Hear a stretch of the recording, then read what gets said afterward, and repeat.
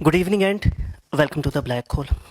आज हम जंग और उसकी तबाहकारियों पर गुफ्तगू करेंगे। उन्वान है the cost of conflict navigating the horrors of war. So today we will look beyond the visible scars of those who endure the emotional, physical, economical and societal costs of conflicts। वो कहते हैं कि कुछ इस तरह का quotation है कि वार doesn't tell who is right but who is left. और जो जंग के अख्ताम पे बचते हैं वो भी कोई काबिल ज़िक्र या काबिल फ़ख्र हालत में नहीं होते। We are grateful to our speaker, Abdul Sattar Saab. He's an Islamabad-based journalist having more than 20-year experience in print and electronic media. Social activist हैं, कई अखबार और जराइद के लिए मुख्तलिफ़ कैपेसिटीज़ में अपनी खदमात अंजाम देते रहे हैं। For example he remained farmer sub editor for daily don and the news. There is a long and very impressive profile. मैं चंद एक नाम ले लेता हूँ जिन इदारों के लिए इन्होंने अपनी सर्विसेज दी हैं। Other than the don and the news, unity channel London, समा TV, voice of Germany, the Asian as, the star and Son. Also currently आप जो हैं currently you are working for the National Public Radio of America as a producer cum senior reporter covering Pakistan and Afghanistan। 500 से ज़ायद reports, interviews और articles आपके credit में हैं। और सम of your stories और reports have one international recognition as well, including मरो award 2019 in hard news category. आप सब लोगों की आमद का शुक्रिया। Just give us one favour, अपने सेल फोन्स जो है वो साइलेंट मोड में कर दें। जब Q&A के लिए हाउस ओपन हो तो जस्ट रेज योर हैंड और माइक्रोफोन हाथ में आने के बाद आप अपनी बात कीजिएगा। Now let's welcome Abdul Sattar साहब। Thank you.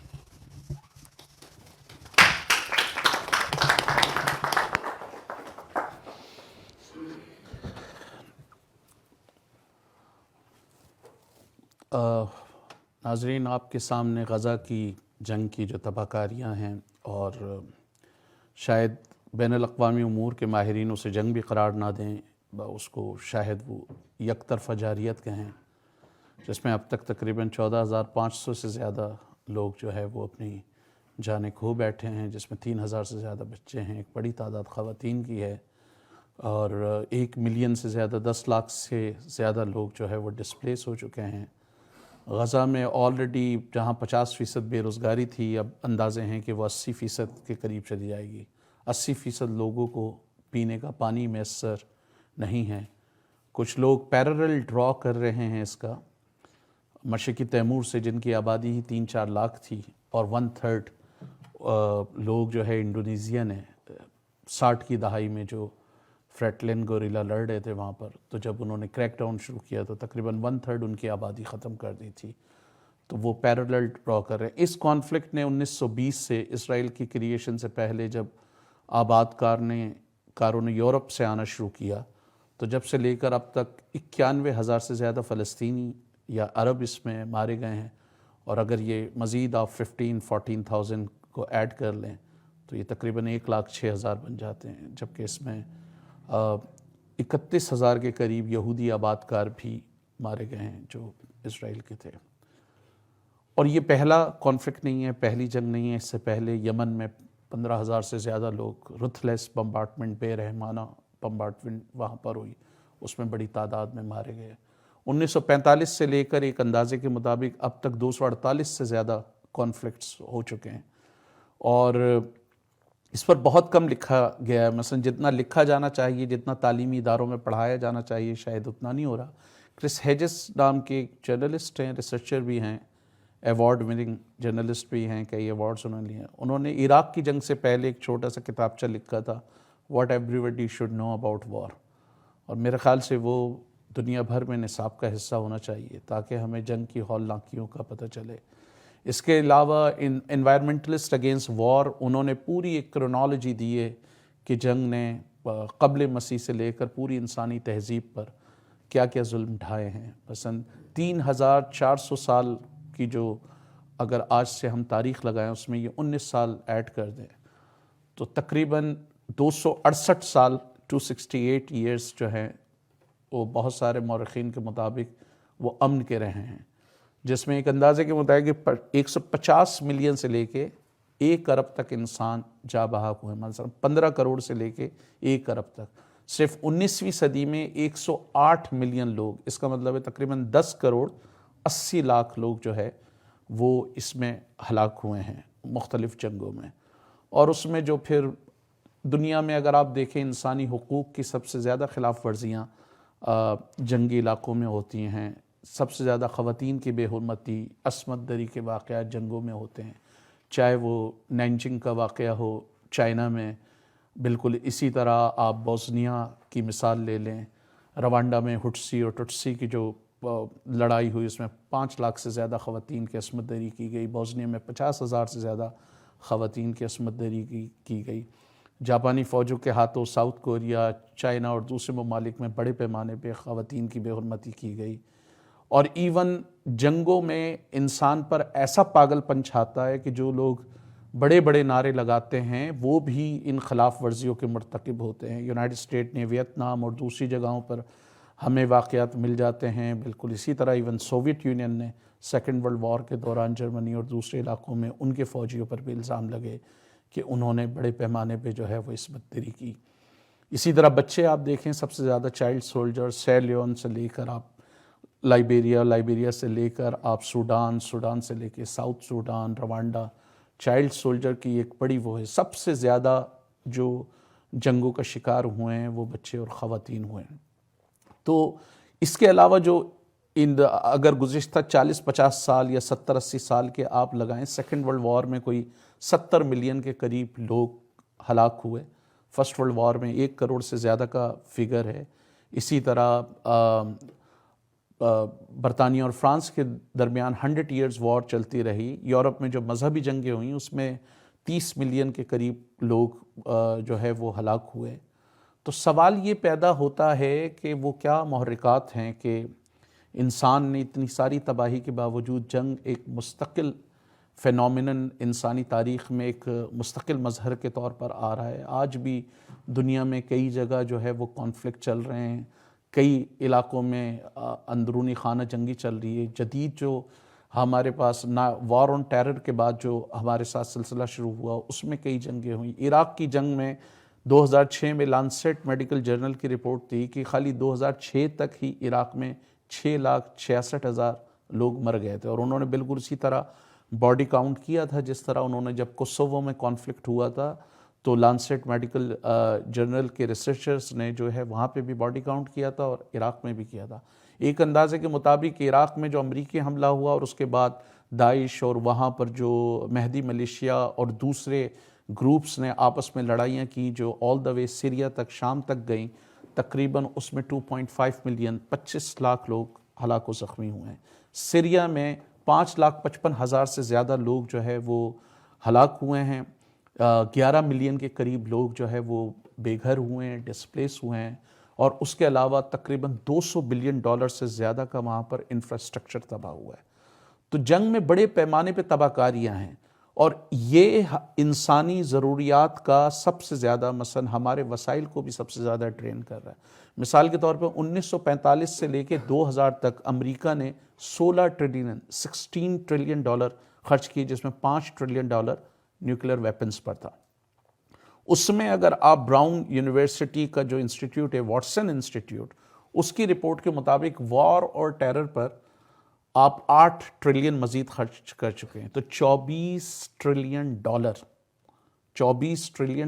آپ نے صرف 1945 سے اب تک کیا ہے، اور ابھی بھی اس میں کوئی ٹھہراؤ نہیں ہے، کوئی رکنے کا کوئی چانس نہیں ہے۔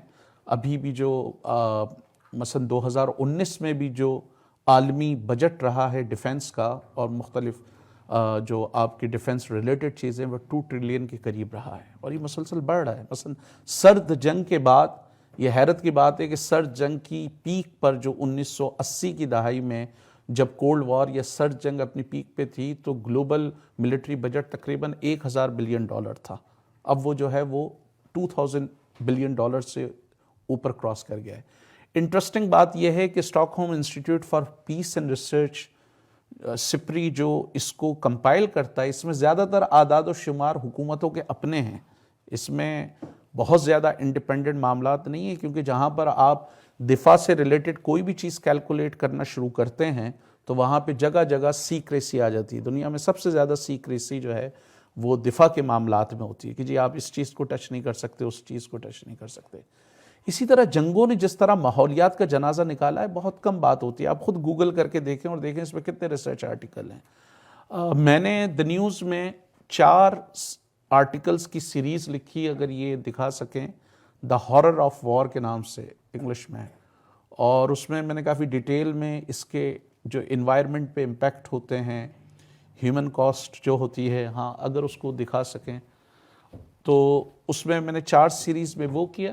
اور اردو کے لیے میں نے ڈوائچے ویلے، جسے وائس آف جرمنی بھی کہا جاتا ہے، اس میں نے 8 سیریز کا جو ہے وہ 8 سیریز کا پورا جنگ اور اس کی ہولناکیوں کے حوالے سے کیا. لیکن جب میں یہ اس پہ ریسرچ کر رہا تھا، اور آپ بھی اگر اس کو گوگل دیکھیں آپ کو بہت کم مٹیریل ملے گا. آپ کو ایون ہیروشیما اور ناگاساکی کی تصویریں بہت کم ملیں گی، حالانکہ وہ اتنا بڑا واقعہ ہے کہ جس میں 1 لاکھ سے زیادہ انسان ود ان نو ٹائم پیرشڈ ہو گئے. تو یہ ہارر آف وار کا دی نیوز میں تھا. یہ پورا آپ کو 4 آرٹیکل کی سیریز مل سکتی ہے. یہ 2022 میں نے لکھی تھی. اور اس کے علاوہ میں نے اردو میں تقریباً اس میں ایک آدھ کوئی ٹائپو ہیں، جیسے فائنینشیل لاسز یہ 150 بلین، یہ اردو میں نے لکھا تھا ڈوائچے ویلے. اس پہ وہ پاسبلی شاید کہ ویڈیو ڈاکیومنٹری بھی ہم بنائیں. تو یہ میں نے اردو میں سارا، یہ یوکرین کی وار سے میں نے شروع کیا، اور پھر یہ کرس ہیجز کی کتاب کے سارے اعداد و شمار اور مختلف، اس میں یہ 8 سیریز کا آرٹیکل ہے، اور اس میں جو ہے وہ سارا معاملہ.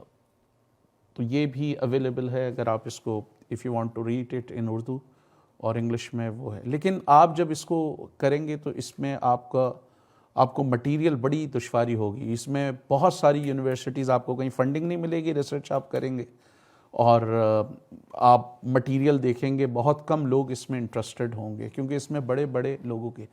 اب سوال یہ پیدا ہوتا ہے کہ یہ جو جنگیں ہو رہی ہیں، جنگوں کے بھی کوئی محرکات ہوتے ہوں گے. پھر کیا فیکٹر ہے؟ ایک تو ہمیں انٹرنیشنل ریلیشنز میں ٹامس ہابس کی تھیوری پڑھائی جاتی ہے کہ جی دیکھیں انسان تو فطرتاً جنگجو ہے، اور جنگ اس کی سرشت میں ہے، اس کی فطرت میں ہی لڑنا ہے. اور میک ڈونلڈ نام کے ایک رائٹر تھے، انہوں نے سوشل سائیکالوجی کی کتاب میں بڑا اچھا سوال کیا فطرت کے حوالے سے. انہوں نے کہا فطرت کی بنیادیں کچھ ہوتی ہیں نا، آپ کی فطرت کی بنیادیں جبلتوں پر، اور جبلت جو ہے وہ آپ کی فطرت کے جو ہے انتہائی اہم عناصر ہیں. مثلا بھوک سارے انسانوں کو لگتی ہے، پیاس سارے انسانوں کو لگتی ہے، نیند سب کو آتی ہے، آپ اس کے بغیر نہیں کر سکتے. یہ بیسک بنیادی جبلتیں ہیں جو آپ کی نیچر کو بڑا انفلوئنس کرتی ہیں. لیکن بھائی قتل کرنا اگر انسان کی شہرگ میں ہے تو 22 کروڑ کی آبادی میں 4-6 ہزار لوگ قاتل کیوں ہوتے ہیں؟ ہر بندہ قاتل کیوں نہیں ہوتا؟ تو اس میں بڑا رول ہے کہ جو جنگ کی پوری انڈسٹری ہے، پوری ملٹری انڈسٹریل کمپلیکس ہے، جس کے بارے میں ایک امریکی پریزیڈنٹ نے کہا تھا کہ جس طریقے سے military industrial complex American politics پہ حاوی ہو رہا ہے، ایک دن امریکن ڈیموکریسی جو ہے that will be hijacked by this group. اس امریکن جو جمہوریت ہے، امریکی جمہوریت کو یہ ملٹری انڈسٹریل کمپلیکس جو ہے وہ کیپچر کر لے گا، ہائی جیک کر لے گا. اور صورتحال یہ ہے کہ دنیا میں آج جو 2 ٹریلین کا جو بجٹ ہے، اس میں صرف امریکہ کا جو بجٹ ہے 36 ممالک سے زیادہ ہے. نیکسٹ جو 36 ممالک ہیں ان سے زیادہ امریکہ کا ملٹری بجٹ ہے. اور ملٹری بجٹ واحد چیز ہے امریکن پالیٹکس میں کہ جہاں پر بائی پارٹیزن کنسنسس ہوتا ہے. مثلا دونوں سیاسی جماعتیں اس کی حمایت کرتی ہیں، اس کی کوئی مخالفت کے لیے کھڑے نہیں ہوتے. ابھی حال ہی میں جو بائیڈن نے بجٹ دیا ہے، مثلا 42 یا 45 بلین ڈالر انہوں نے مزید دے دیے، کانگریس نے بغیر پوچھے دے دیے. اتنی فیاضی آپ کو وہاں پر ملینز کی تعداد میں اسٹوڈنٹس ہیں جن کے بیچاروں کے پاس قرضہ چڑھا ہوا ہے، جو کالج کی فی ادا نہیں کر سکتے اور وہ قرضہ لیتے ہیں. وہاں پر انشورنس نہ ہونے کی وجہ سے اوباما نے پھر بعد میں یہ شروع کیا، لیکن اب بھی ایک بڑی تعداد لوگوں کی ہے جو انشورنس نہ ہونے کی وجہ سے صحیح سے علاج نہیں کروا پاتے. امریکہ میں بھی شاید ایڈوانس کیپٹلسٹ ورلڈ کا واحد ملک ہوگا جہاں پہ ہوم لیسنس ایک بڑا ایشو ہے. مثلا بے گھر لوگوں کی ایک اچھی خاصی تعداد ہے جو وہاں پر ہے. تو اس کا بنیادی عنصر بہت سارے لوگ جو جنگوں کو، ہتھیاروں کی انڈسٹریز کو سرمایہ دارانہ نظام اور اس کی منافع خوری جو ہے اس سے جوڑنے کی کوشش نہیں کرتے. جتنے بھی انالیسز آتے ہیں، جب آپ نے معیشت کی بنیاد منافع پہ رکھ دی اور یہ منافع اندھا ہے، تو میں پسٹل بیچوں یا کپڑا بیچوں، what difference does it make؟ جس میں مجھے منافع ہوگا میں بیچوں گا. آج صورتحال یہ ہے کہ دنیا کا R&D ریسرچ اینڈ ڈیولپمنٹ کا ایک بڑا چنک ہتھیاروں میں چلا جاتا ہے. صرف امریکہ نے جو national missile defence system new Mexico اور دوسری جگہ جو تجربات کی، $60 بلین اس میں خالی پمپ کیے ہیں. دنیا میں آج بھی پاگلوں کی طرح جو ہے وہ لوگ ہتھیاروں پہ خرچ کر رہے ہیں. برطانیہ جو اپنا ٹرائیڈنٹ نیوکلیر جو ان کے ہتھیار ہیں ان کو اپ گریڈ کرنے کی کوشش کر رہا ہے اور اس پہ $200 بلین کے قریب اوور دی ایئرز وہ خرچ کریں گے. اسی طرح ہندوستان جس طرح اپنے ہتھیاروں کو ماڈرنائز کر رہا ہے، ہندوستان بھی آنے والے کچھ اشروں میں $200 بلین سے زیادہ ہتھیاروں پہ خرچ کرے گا. اور ہندوستان میں آفیشلی 243 ملین لوگ غربت کی سٹینڈرڈ لائن سے نیچے ہیں، جبکہ ان آفیشلی اگر اسپیشلی آپ $5 یا $11 کے حساب سے لگائیں تو کوئی 600 ملین سے زیادہ انسان وہاں پر بھی غربت کی سٹینڈرڈ لائن سے نیچے ہیں.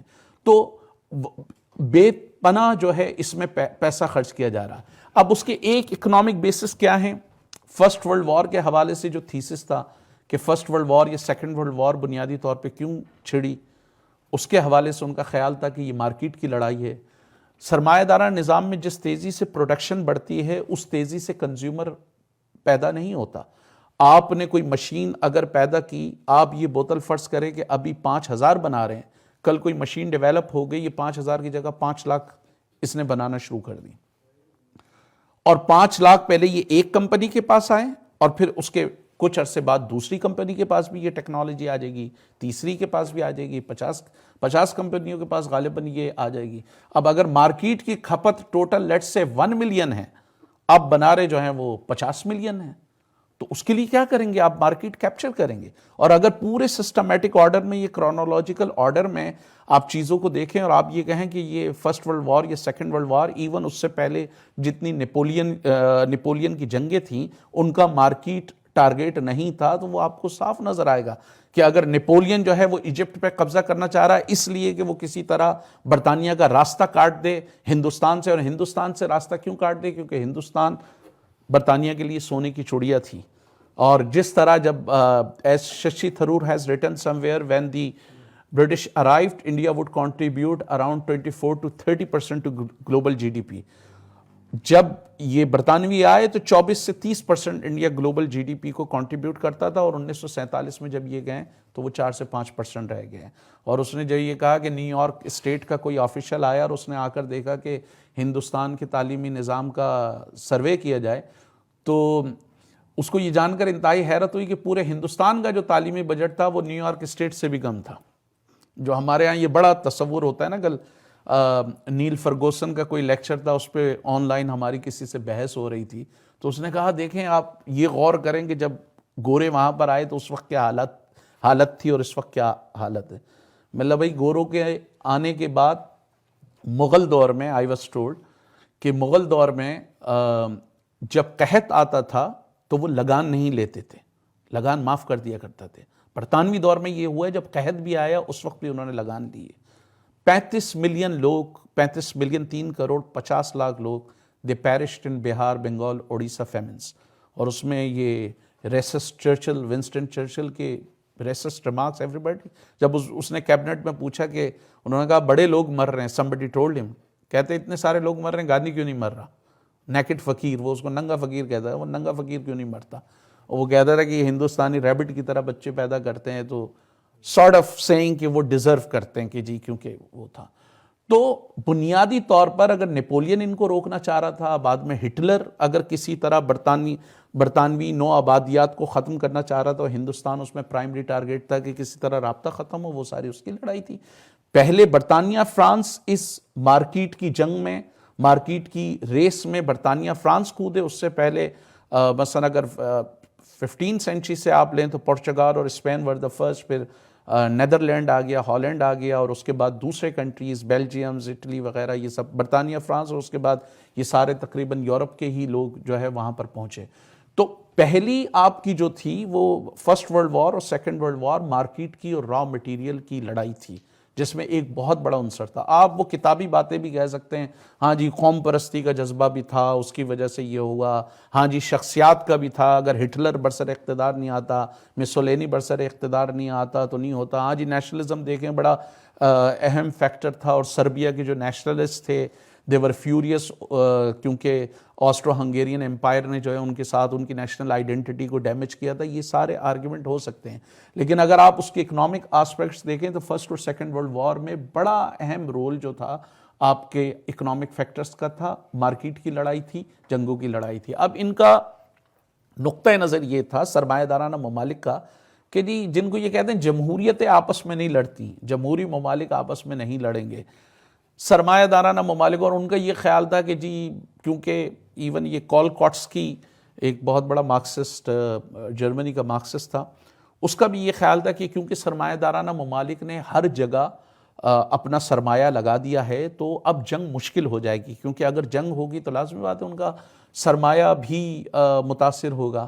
لیکن جو لینن کا خیال تھا کہ نہیں جی کیونکہ یہ مارکیٹ کی لڑائی ہے، یہ را مٹیریل کی لڑائی ہے، یہ ہوگا. اور آپ دیکھیں جہاں جہاں قبضہ، اگر آپ غور سے ان کی کالونیز دیکھیں کہ ہندوستان سے وہ کاٹن اٹھا رہے ہیں تو ایجپٹ سے کاٹن اٹھا رہے ہیں، تو انڈونیشیا سے وہ تیل بھی اٹھا رہے ہیں اور دوسری چیزیں ربڑ کے لیے بھی اٹھا رہے ہیں، اور بیلجیم کانگو سے وہ سارے ربڑ لے رہا ہے وہ بیلجیم کانگو جو کنگ لیوپول ہے. تو جہاں جہاں آپ کالونیز دیکھیں اور ان کا آپ کنیکشن دیکھیں تو آپ کو ہر جگہ اکنامک کنیکشن نظر آ جائے گا. اب برطانیہ اور فرانس کیونکہ اس ریس میں پہلے کود گئے تھے، اب جب جرمنی انڈسٹریلائز ہوا اسپیشلی ارلی 90s میں، ارلی 20th سینچری میں جب جرمنی انڈسٹریلائز ہوا، مارکیٹ پہ پہلے سے ان کا قبضہ تھا. آپ جہاں چاہیں نیول بلاکیٹ کر کے، راستے روک کے، ویسے تو یہ so called free market economy ہے امریکہ، برطانیہ، فرانس اور یہ بات کے دوسرے ممالک بھی، but ironically they have been the most protectionist economies in the world including Japan that did not let any foreigner enter into its territory for more than 150 years. 150 سال تک جاپان نے اپنے سارے بارڈر کلوز رکھ کے اس نے کسی کو وہاں پر آنے نہیں دیا. سب سے زیادہ ان کی پروٹیکشنسٹ اکانومی رہی. تو ایک ان کا وہ معاملہ تھا کہ اگر آپ فرسٹ اور سیکنڈ ورلڈ وار کو اسپیشلی دیکھیں تو اس میں بڑی حد تک آپ کی جو لڑائی تھی وہ را مٹیریل کی تھی، بڑی حد تک آپ کی لڑائی جو تھی وہ مارکیٹ پہ تھی. مثلا ہندوستان سے وہ کاٹن لے کے جاتے تھے، وہاں پر مانچسٹر، بریڈفورڈ اور دوسرے علاقوں میں بناتے تھے اور یہیں پہ لا کر اس کو بیچ دیا کرتے تھے. ان کو گارنٹیڈ مارکیٹ مل گئی نا. اب سیکنڈ ورلڈ وار کے بعد اتفاق سے یہ بڑی بدقسمتی ہے کہ اب روزگار کا ایک بڑا حصہ جنگ پر اور ہتھیاروں پر اور جنگی مارکیٹنگ پر وہ ہے منحصر ہو گیا. مثلا ہاورڈ زن نے people's history of the United State میں لکھا کہ 30 کی دہائی میں، 1930 کی دہائی میں جب گریٹ ڈپریشن آیا 1930 کی دہائی میں، تو امریکن پریزیڈنٹ روزویلٹ نے نیو ڈیل کے نام سے ایک اکنامک پروجیکٹ شروع کیا. اور یہ کینیزین فلسفی، اور پاکستان میں شاید آپ کو اس کا تھوڑا سا آئیڈیا ہو، نواز شریف صاحب اور یہ نون لیگ کی کا رومانٹسزم ہے کینیزین فلسفی پر. تو سرمایہ دارہ نظام میں ایڈم اسمتھ اور ریکارڈو کا یہ نقطہ نظر تھا کہ جی اکنامک افیئرز میں ریاست کی بالکل مداخلت نہیں ہونا چاہیے، an economy should be left at the mercy of market. جو معیشت ہے وہ مارکیٹ کے رحم و کرم پر ہو، مارکیٹ ڈیسائیڈ کرے. جب 30 کی دہائی میں گریٹ ڈپریشن آیا تو یہ کینیزین فلسفی جان مینارڈ کینز یہ بات لے کر آیا، یہ نقطہ نظر لے کر آیا کہ دیکھیں جی جب کیپٹلسٹ معیشت میں بحران آئے تو پھر state should spring into action, اور وہ اسٹیٹ مداخلت کر کے جو ہے وہ پروجیکٹس شروع کرے، انڈر پاسز بنائے، فلائی اوورز بنائے، بریجز بنائے، ڈیمز بنائے، جو ہمارے یہاں نواز شریف اور شہباز شریف صاحب کرتے ہیں. تو یہ بیسیکلی وہ تھا. اس سے کیا ہوتا ہے کہ آپ کے آرٹیفیشل اعداد و شمار اوپر چلے جاتے ہیں. تو روزویلٹ نے یہ کام شروع کیا، ملینز آف لوگوں کو روزگار ملا. اور جان مینارڈ کینز نے یہاں تک کہا کہ اگر آپ کو کسی کو اس بات کے بھی پیسے دینے پڑیں کہ وہ گڈھا کھودے صبح، شام کو وہ اس گڈھے کو فل کر دے، اگلی صبح پھر اسی گڈھے کو کھودے اور پھر فل کر دے. تو آپ اس کو دیں، بس پیسہ دیں آپ، تاکہ وہ سرمایہ داروں سے وہ جا کے خریدے. کیونکہ جب آپ لیکویڈیٹی فلو کریں گے، پیسہ جب آپ فلو کریں گے تو وہ مارکیٹ جائے گا، وہ خریدے گا، تو اکانومی اسٹیمولیٹ ہوگی. اس کے بعد 1970s کی دہائی میں ایک اور خیال آیا، خیال تو پرانا تھا، ہائیک نے پھر یہ دوبارہ ایک چیز لے کر آیا، نیو لبرل اکانومی جسے آپ کہتے ہیں. اس نے کہا نہیں، ریاست نے یہ غلط کیا مداخلت کر کے، کیونکہ ریاست کی جب 1930 میں مداخلت ہوئی تو سیکنڈ ورلڈ وار کے بعد پوری یورپ میں یہ شور اٹھا کہ ریاست کو تعلیم، صحت، پینے کا صاف پانی، ہاؤسنگ، روزگار، اگر روزگار نہیں ہے تو بے روزگاری، یہ ریاست کو ساری چیزیں کرنی چاہیے. تو ریاست کو پھر مجبور ہونا پڑا، جب ریاست کی مداخلت کے اصول کو آپ نے تسلیم کر لیا تو پھر ریاست کو ان چیزوں میں بھی کام کرنا پڑا. اور ریاست نے یورپ میں جسے آپ ویلفیئر اسٹیٹ کہتے ہیں، ویلفیئر اسٹیٹ کا کانسیپٹ ہے دو. اب یہ کلیئر ہے، اگر مثلا آپ Germany was the first country جہاں ایون سیکنڈ ورلڈ وار سے، ایون فرسٹ ورلڈ وار سے پہلے بھی کائزر نے شروع کیا تھا، اور کائزر نے یہ بڑا کلیئرلی لکھا کہ اس کا بنیادی مطمع نظر انقلابیوں کو ٹھنڈا کرنا ہے. تو وہاں پر ایک سوشل ڈیموکریٹک پارٹی تھی جس نے ایک دور میں 1 ملین ووٹ لیے، جو آج بھی جرمنی میں سوشل ڈیموکریٹک پارٹی ہے، لیکن یہ بالکل اسی طرح تبدیل ہو گئی جیسے پیپلز پارٹی 70 کی دہائی میں کچھ اور تھی، اور آج کی پیپلز پارٹی کو دیکھ کر آپ کی چیخیں نکل جائیں گی، یہ کون سی پیپلز پارٹی ہے. تو وہاں پر بھی جو سوشل ڈیموکریٹک پارٹی تھی وہ بڑی انقلابی تھی. 1919 میں جرمنی کے دروازے پہ انقلاب دستک دے رہا تھا، اور وہاں پہ بہت زیادہ ریزنمنٹ تھی، بہت زیادہ بے چینی تھی، بہت زیادہ وہاں انقلابی جذبہ تھا. لیکن اس سے بھی پہلے کائزر نے یہ جو بنیادی طور پہ شروع کیا تھا، کیونکہ اس کی جڑیں تو پہلے سے 15-20 سال، اس سے بھی 15-20 سال پہلے شروع ہو گئی تھی، تو اس نے یہ باقاعدہ اپنے مقاصد میں بتایا کہ جی اس کا بنیادی مقصد جو ہے وہ انقلابیوں کو ٹھنڈا کرنا ہے، تاکہ یہ انقلاب کی باتیں جو ہیں، کیونکہ انقلابی بھی لازمی بات ہے، ایک ویلفیئر اسٹیٹ کی بات کرتے تھے کہ جہاں پہ ریاست امور معیشت کو چلائے، اور امور معیشت کو چلا کے جو منافع آئے اس کو وہ پبلک ویلفیئر کے لیے ڈائیورٹ کرے، اس سے وہ اسکول، ہاسپٹل، کالجز، پینے کا صاف پانی، ہاؤسنگ وغیرہ کرے، روزگار دے، روزگار نہیں ہے تو ان امپلائمنٹ الاؤنس دے، وغیرہ وغیرہ. تو انہوں نے بنیادی طور پر وہ کیا. تو ریاست نے اس میں بھی مداخلت کی. امریکہ میں بھی یہ ہوا، امریکہ میں ریاست نے اس طرح مداخلت نہیں کی، انہیں انشورنس کے ذریعے، دوسرے معاملات کے ذریعے، جیسے امریکہ میں یہ جو میڈیسن کی فارما کمپنیز ہے، اٹس ویری اسٹرانگ. اگر آپ آکسیکوٹن، ایک نیٹ فلکس پہ فلم آئی ہے، وہ اگر آپ دیکھیں تو آپ کو اندازہ ہوگا ان کا بجٹ جو ہے وہ مثلا ملٹری بجٹ سے بھی زیادہ ہے، 4 ٹریلین کے قریب ان کا ملٹری بجٹ. لیکن وہ 4 ٹریلین تقریباً 30 کروڑ امریکیوں، 30 کروڑ سے زیادہ امریکی جو ہیں ان کے لیے 4 ٹریلین. لیکن یہ جو 1 ٹریلین ہے یہ تقریباً امریکہ کے جو 12-14 لاکھ سپاہی ہیں یہ ان کے لیے، تو اس حوالے سے بڑا وہ ہے.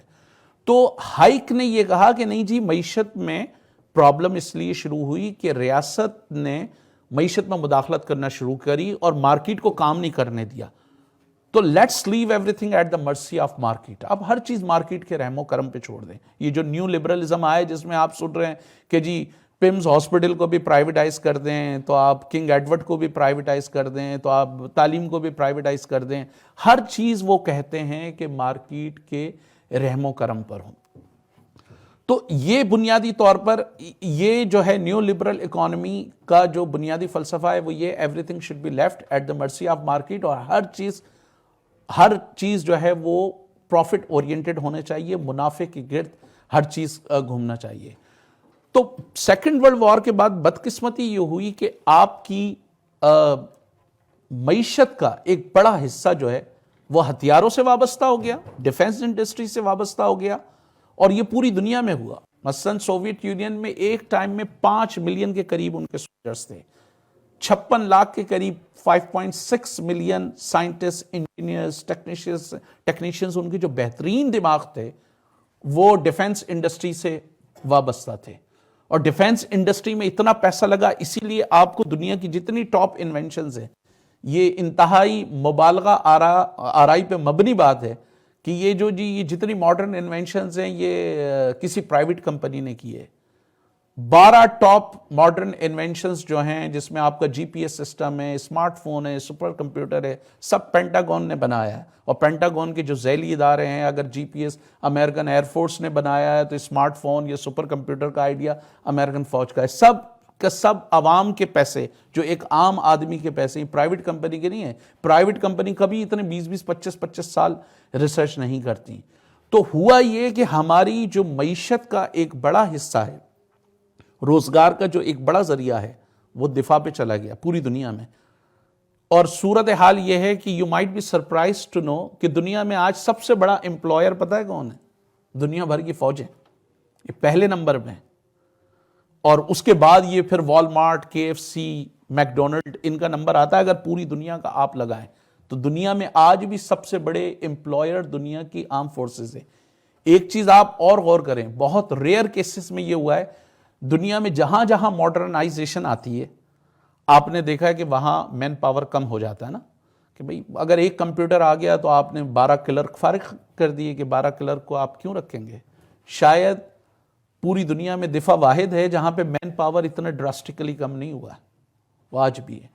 تو امریکہ, برطانیہ, فرانس, اب کسی حد تک رشیا بھی, ان کا جو ہے معیشت کا ایک بڑا حصہ نمبر 1 دفاع پہ ہے. اور دفاع سے ریلیٹڈ جو انڈسٹریز ہیں وہ بڑا وہ کرتی ہیں. مثلا 3 لاکھ فوجی اگر فرض کریں عراق میں جائیں گے تو بھائی 3 لاکھ میک ڈونلڈ کے ڈبے بھی جائیں گے, 3 لاکھ پیپسی بھی جائیں گی. تو آپ اس کے ساتھ الائڈ وہ رکھیں کہ اس کا پھر جنرل الیکٹرک سے یہ جتنا تیل, مثلا آپ کا جو یہ ایک پرائیویٹ جیٹ ہے, یہ 1 گھنٹے میں اتنا پیٹرول لیتا ہے جتنی الیکٹرک کار پورے سال میں لے گی. یہ جو فائٹر جیٹ ہے, یہ میں پرائیویٹ جیٹ کی بات بتا رہا ہوں, فائٹر جیٹ تو ایسے ہوا کی طرح وہ بالکل پیٹرول کو پیتے ہیں جس طرح ہوا چل رہی ہوتی ہے. تو آپ کی ہو سکتا ہو 20-25 ہزار بسیں اتنا پیٹرول جو ہے وہ 1 سال میں نہ پئیں جتنا فائٹر جیٹ میں بھی 1 مہینے میں پی لے. تو دنیا میں ہتھیاروں کی اور یہ جو تیل کی انڈسٹریز ہیں یہ بڑی طاقتور ہیں, اور ان کا ہر جگہ آپ کو نیکسس نظر آئے گا. اسی لیے اٹس ناٹ آئرونیکل کہ, اور اٹس ناٹ میئرلی اے کوانسیڈنس کہ دنیا میں سب سے زیادہ آئل کی کنزمپشن پینٹاگون کرتا ہے. دنیا میں سب سے زیادہ آئل کی کنزمپشن ایز انسٹیٹیوشن دنیا بھر کی فوجیں کرتی ہیں. اور انوائرمنٹ کی ڈسٹرکشن کی جب بات ہوتی ہے, ہمیں یہ تو بتایا جاتا ہے کہ یہ آپ نے تھیلی ادھر پھینک دی تو اس کا یہ نقصان ہو گیا, یہ ٹشو ادھر پھینک دیا تو اس کا یہ نقصان ہو گیا.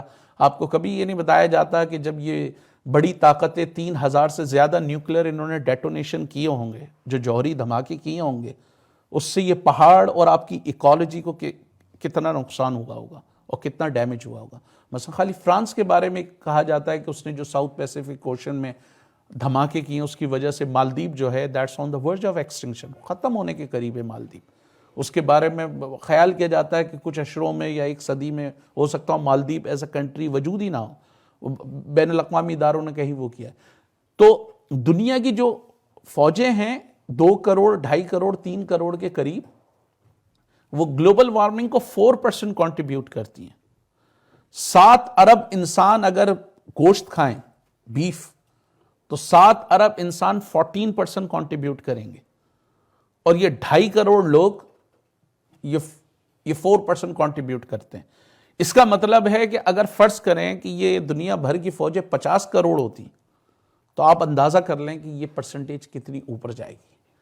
تو یہ جس طرح ماحولیات کا جنازہ نکال رہی ہیں, جس طرح آپ کے ریسورسز کو ڈرین کر رہی ہیں, تو اب آپ کا بنیادی پرابلم کیا ہے کہ معیشت بہت ان سے کنیکٹ ہو گئی ہے. مثلا امریکہ کی تاریخ کی سب سے بڑی ایکسپورٹ ڈیل اوباما کے دور میں ہوئی $400 بلین ہتھیاروں میں. برطانیہ کی تاریخ کی 2 بڑی ایکسپورٹ ڈیل, الیماما مارگریٹ تھیچر کے دور میں, اور یورو جیٹ کی ڈیل ٹونی بلیئر کے دور میں ہوئی 2006 میں. الیماما مارگریٹ تھیچر کے دور میں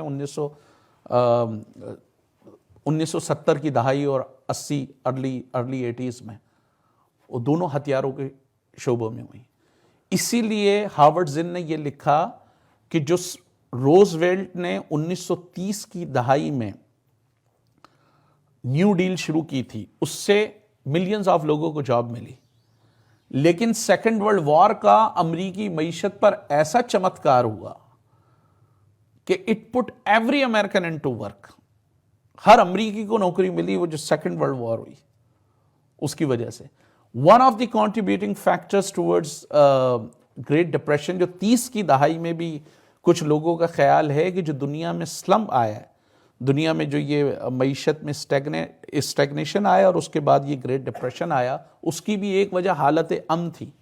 کیونکہ فرسٹ ورلڈ وار میں آپ لڑائیاں ہو رہی ہیں دھڑا دھڑ, بلک آپ نے بڑی تعداد میں آپ نے ہر چیز پروڈیوس کرنا شروع کی. جیسی جنگ ختم ہوئی ہتھیاروں کی مانگ بھی نیچے گئی, اور جو ہے وہ آپ کے دوسری چیزوں کی جو ایسوسیٹڈ تھی وہ بھی ہوا. سیکنڈ ورلڈ وار کے بعد بھی یہ ہوا کہ سیکنڈ ورلڈ وار میں ایک تو یہ ہوا کہ سیکنڈ ورلڈ وار کے بعد کیونکہ یورپ بڑے پیمانے پہ تباہ تھا, امریکہ نے پوری یورپ کی انڈسٹری کو جو کول پر تھی, کول سے آئل پہ کنورٹ کیا اس کو, اور مارشل پلان کے تحت انہوں نے وہ کیا. لیکن وہ 10 15 20 سال وہ چیزیں چلیں. جب یورپ اپنے پیروں پہ کھڑا ہو گیا تو لازم بات ہے اب یورپ بھی پیدا کر رہا ہے, امریکہ بھی پیدا کر رہا ہے. 70 کی دہائی سے پھر آپ کو معیشت میں جو ہے وہ بحران شروع ہو گیا. دیٹ واز ایگراویٹڈ بائی جو آئل امبارگو تھی, آئل امبارگو جو تیل پر پابندی لگائی تھی عرب ممالک نے, اس سے وہ زیادہ ہوا. تو ایک بنیادی طور پہ معاملہ یہ ہو گیا کہ آپ کی اب روزگار کا ایک بڑا حصہ, مثلا دنیا کے سب سے بڑے امپلائر اس وقت دنیا کی آرم فورسز ہیں, اس کے لیے اب آپ جب تک یہ نہیں کریں گے کہ جو آپ کی ایگزسٹنگ انڈسٹریز ہیں ان کو آپ سویلین مقاصد کے لیے استعمال کرنے کی ٹیکنالوجی ڈیولپ نہیں کریں گے, اس وقت تک یہ معاملہ نہیں ہوگا. کیونکہ نیچرلی اگر ہتھیار بن رہے ہیں they have to be used somewhere. John Pilger ایک آسٹریلین جرنلسٹ ہے جو یو کے میں رہتا ہے, اس نے 80 کی دہائی میں ایک ڈاکیومنٹری کی تھی, اور کسی آکسفورڈ یونیورسٹی کے اس نے ایکسپرٹ سے پوچھا غالباً, اس نے اس وقت 80 کی دہائی میں $50 بلین آپ کو چاہیے تھے یہ جو آپ کی ہتھیاروں کی انڈسٹریز ہے اس کے سویلین یوز کے لیے, کہ آپ کسی اور طریقے سے کر لیں. تو جب تک بنیادی طور پر آپ کا یہ آپ اس کو کنورٹ نہیں کریں گے اس وقت تک معاملہ حل نہیں ہوگا.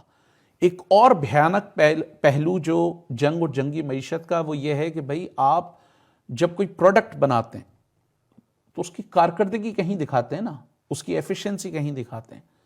سوال یہ پیدا ہوتا ہے کہ کسی ہتھیار کی ایفیشنسی آپ کہاں دکھائیں گے؟ اس کے لیے تو انسانی جانیں گرانی پڑیں گی بھائی, اس کے لیے آپ کو لہو گرانا پڑے گا.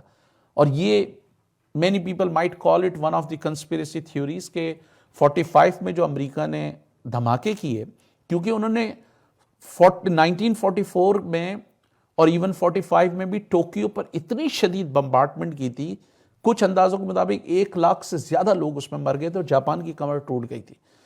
اور there are documents کہ Japan was ready to surrender. All they were trying to do وہ یہ کہہ رہے تھے کہ بھئی جو ان کا ایمپرر ہے اس کو ہیمیلیٹ نہ کریں, جو امریکہ نے آؤٹ رائٹلی ریجیکٹ کر دیا. انہوں نے کہا جی ہم اس کی گارنٹی نہیں دے سکتے. بم مارنے کے بعد وہی شرط مان گئے. اور پھر اس کے لازم بعد دوسرے مقاصد بھی تھے کہ سوویت یونین دوسری طرف سے آ رہا تھا, اور امریکن پالیسی میکرز یہ نہیں چاہتے تھے کہ جاپانی جو سپاہی ہیں وہ سوویت یونین کے سامنے ہتھیار ڈالیں, کیونکہ وہ بڑا خطرناک ہوتا. تو دوسرا فیکٹر وہ تھا. تیسرا فیکٹر یہ تھا کہ سوویت یونین جو ان کا ایمرجنگ دشمن تھا, مثلا آنے والا دشمن تھا, اس کو یہ بڑا کلیئر میسج بھیجنا تھا. And there are report suggesting کہ 6 اور 9 اگست کو انہوں نے ہیروشیما اور ناگاساکی پہ بم برسائے. اگست ستمبر میں وہ سوویت یونین کے تقریباً 25-30 شہروں کو ٹارگٹ کرنا چاہتے تھے سپٹمبر میں. اب اس پہ ڈسپیوٹ ہے, وہ کہتے نہیں امریکہ کے پاس اتنے ہتھیار ہی نہیں تھے کہ وہ کرتے. لیکن کچھ لوگ یہ کہتے ہیں بھائی اگر ایک بندے نے اپنی پسٹل سے 4 بندوں کو پہلے پھڑکا دیا ہے, اب بھلے اس کی پسٹل میں گولی نہ ہو, 5واں بندہ ڈرے گا تو نا. جب اس نے دیکھ لیا ہے کہ اس نے 4 بندوں کو پھڑکایا ہے تو 5واں ڈرے گا تو نا. تو وہ میسیج ہی خالی اتنا خطرناک ہے. اور وہ امیجن کریں کہ فار دا فرسٹ ٹائم جو ہے وہ نیوکلیر بامز استعمال کیے گئے تھے.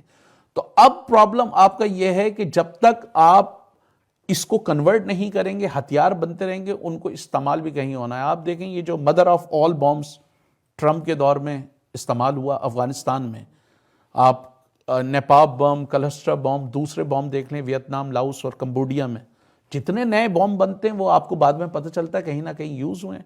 اگر انہوں نے ڈیپلیٹڈ یورینیم پہلی گلف آپریشن ڈیزرٹ اسٹارم میں یوز کیا ہے اور بعد میں آپریشن انڈیورنگ فریڈم میں کیا ہے, دوسری گلف وار میں کیا ہے, تو وہ ہر جگہ ہے. تو ایک آپ کا جو بھیانک پہلو یہ ہے کہ آپ نے اگر خطرناک ہتھیار بنا لیے ہیں, آپ اس کو کہاں پر اس کی آزمائش کریں گے, کہاں اس کا تجربہ کریں گے؟ اس کے لیے انسانی لاشیں گرانا جو ہے وہ ضروری ہو جاتی ہیں. اسی لیے ہمیں نظر آتا ہے کہ دنیا کے جو سیکنڈ ورلڈ وار کی اتنی ہلاکتوں کے باوجود دنیا سے جنگیں ختم ہی نہیں ہو رہی. سیکنڈ ورلڈ وار ختم ہوئی ہے ود ان 2 or 3 years اور رادر 4 years. کورین وار شروع ہو گئی, ٹینشن شروع ہو گئی, اور اس کے بعد کورین وار میں ایک اندازہ مطابق 1 سے 3 ملین لوگ مرے, 30 لاکھ لوگ. کین یو امیجن کہ ابھی صرف 4-5 سال پہلے آپ نے جو ہے وہ تقریباً 7 کروڑ انسان یورپ میں مرے, اور اسی with in span of 10 years جو ہے 3 ملین لوگ کورین وار میں مرے. اور یہ میں خالی یہ بڑی جنگ کا بتا رہا ہوں, ورنہ ہر جگہ فرنٹ ہو رہا تھا. 48 میں عرب اسرائیلی وار ہوئی جس میں 15,000 کے قریب لوگ مرے, ٹھیک ہے.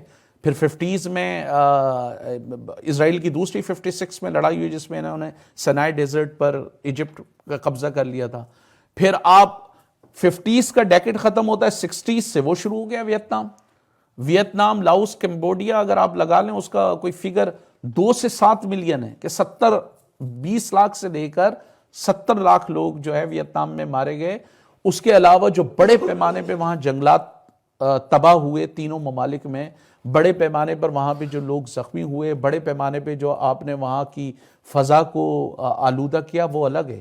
اور اس کے علاوہ جو آپ سول وارز وغیرہ کہتے ہیں وہ ڈیفرنٹ ہے. پھر 70s کے ڈیکیڈ میں آ جائیں تو افغانستان ہے.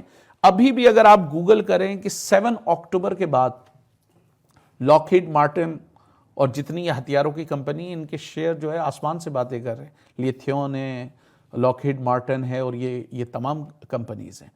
تو اس میں آزمائش یا امتحان بڑا ضروری ہے. امریکہ کا ایک یہ غالباً چیف آف ایئر اسٹاف تھا, ٹامی فرانکس. تو ہنگری اور پولینڈ برٹش ایروناٹیکل انجینئرنگ سے 2001 کے بعد طیارے خریدنے جا رہے تھے. مثلا 2001 کے اچھا خاصا کچھ سال ہو گئے تھے, میرے خیال سے 2005 تھا یا 6 تھا. تو وہ امریکی آفیشل نے کہا کہ بھئی تم برٹش ایروناٹیکل انجینئرنگ سے لینے جا رہے ہو, ان کا تو اتنا تجربہ نہیں ہے, ہمیں دیکھو ہم افغانستان میں 5-6 سال سے ان کو استعمال کر رہے ہیں.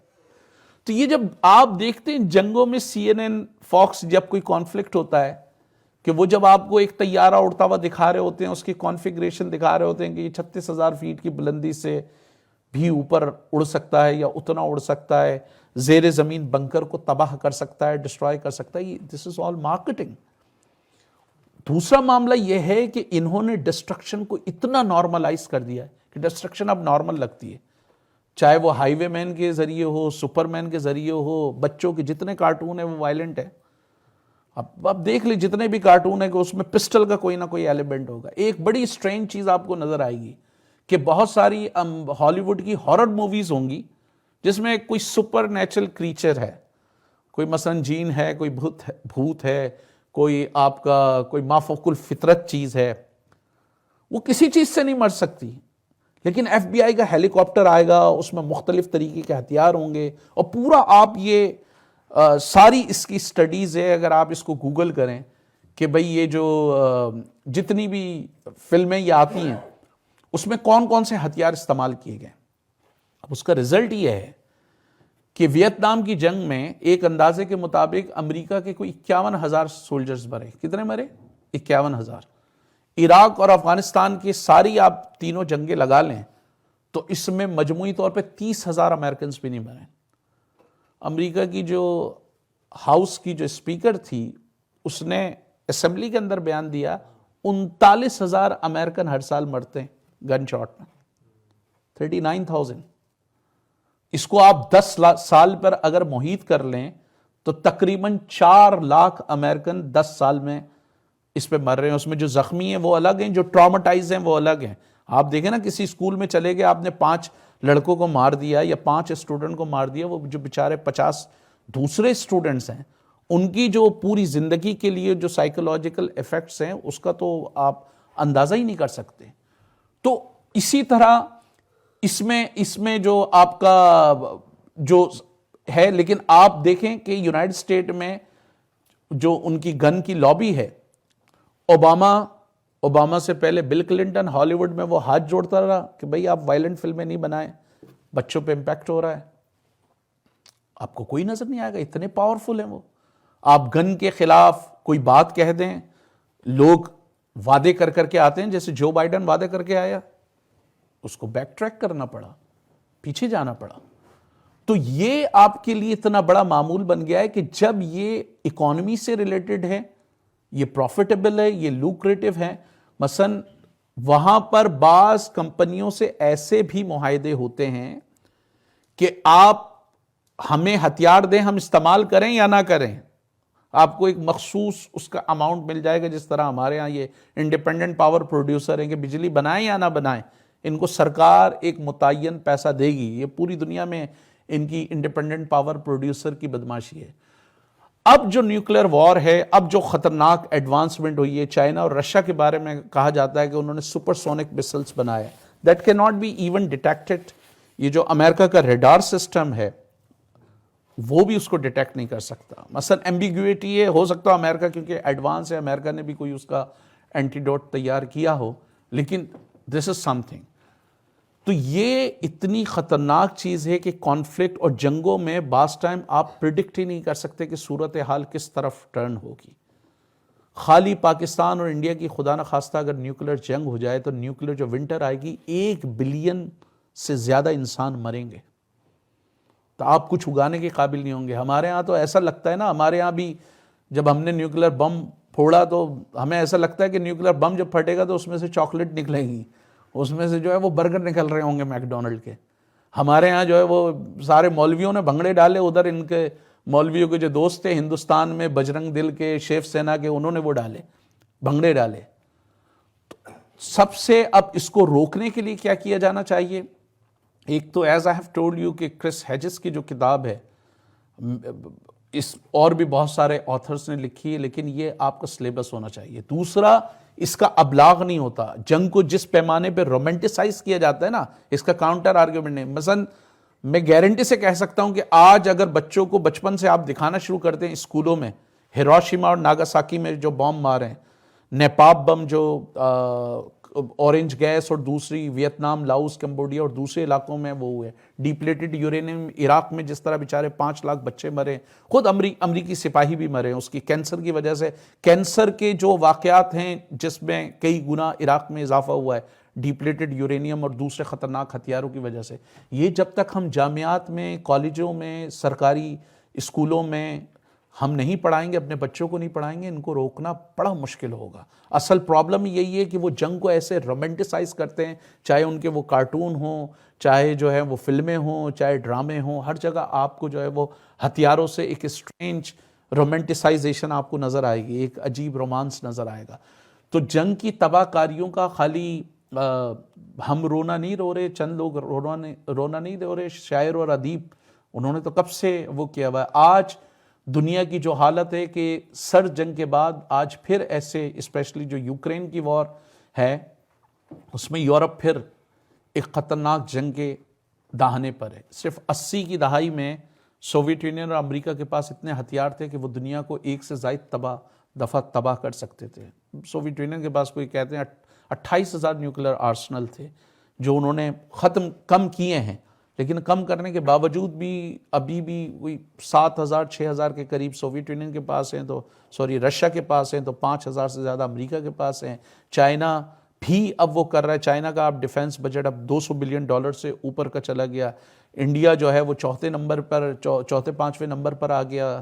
مثلا پہلے نمبر پہ امریکہ ہے, دوسرے نمبر پہ چائنا ہے, اب غالباً رشیا تیسرے نمبر پہ, انڈیا کا چوتھا نمبر آ گیا, اس نے برطانیہ کو پیچھے کر دیا. تو یہ جو دنیا کے بڑے بڑے بیوپاری ہیں, ہتھیاروں کے بیوپاری, یہ دنیا میں کانفلکٹ چاہتے ہیں. اسٹرینج چیز ہے. آپ F-6 لیں, انڈیا F-16 لے, آپ رافیل لیں, وہ کوئی اور لے رہے کس سے ہیں؟ برٹش ایروناٹیکل انجینئرنگ, لاکہیڈ مارٹن, لیتھیون, انہی سے لے رہے ہیں, اور انہوں نے پرماننٹ وار زون بنائے ہوئے. اب ایک سوال یہ ہے کہ اگر جنگ ہوتی ہے تو سب تباہ ہوگا. مثلا پاکستان میں جنگ ہوگی تو میکڈونلڈ بھی اڑے گا, KFC بھی اڑے گا, پیپسی کولا بھی اڑے گا.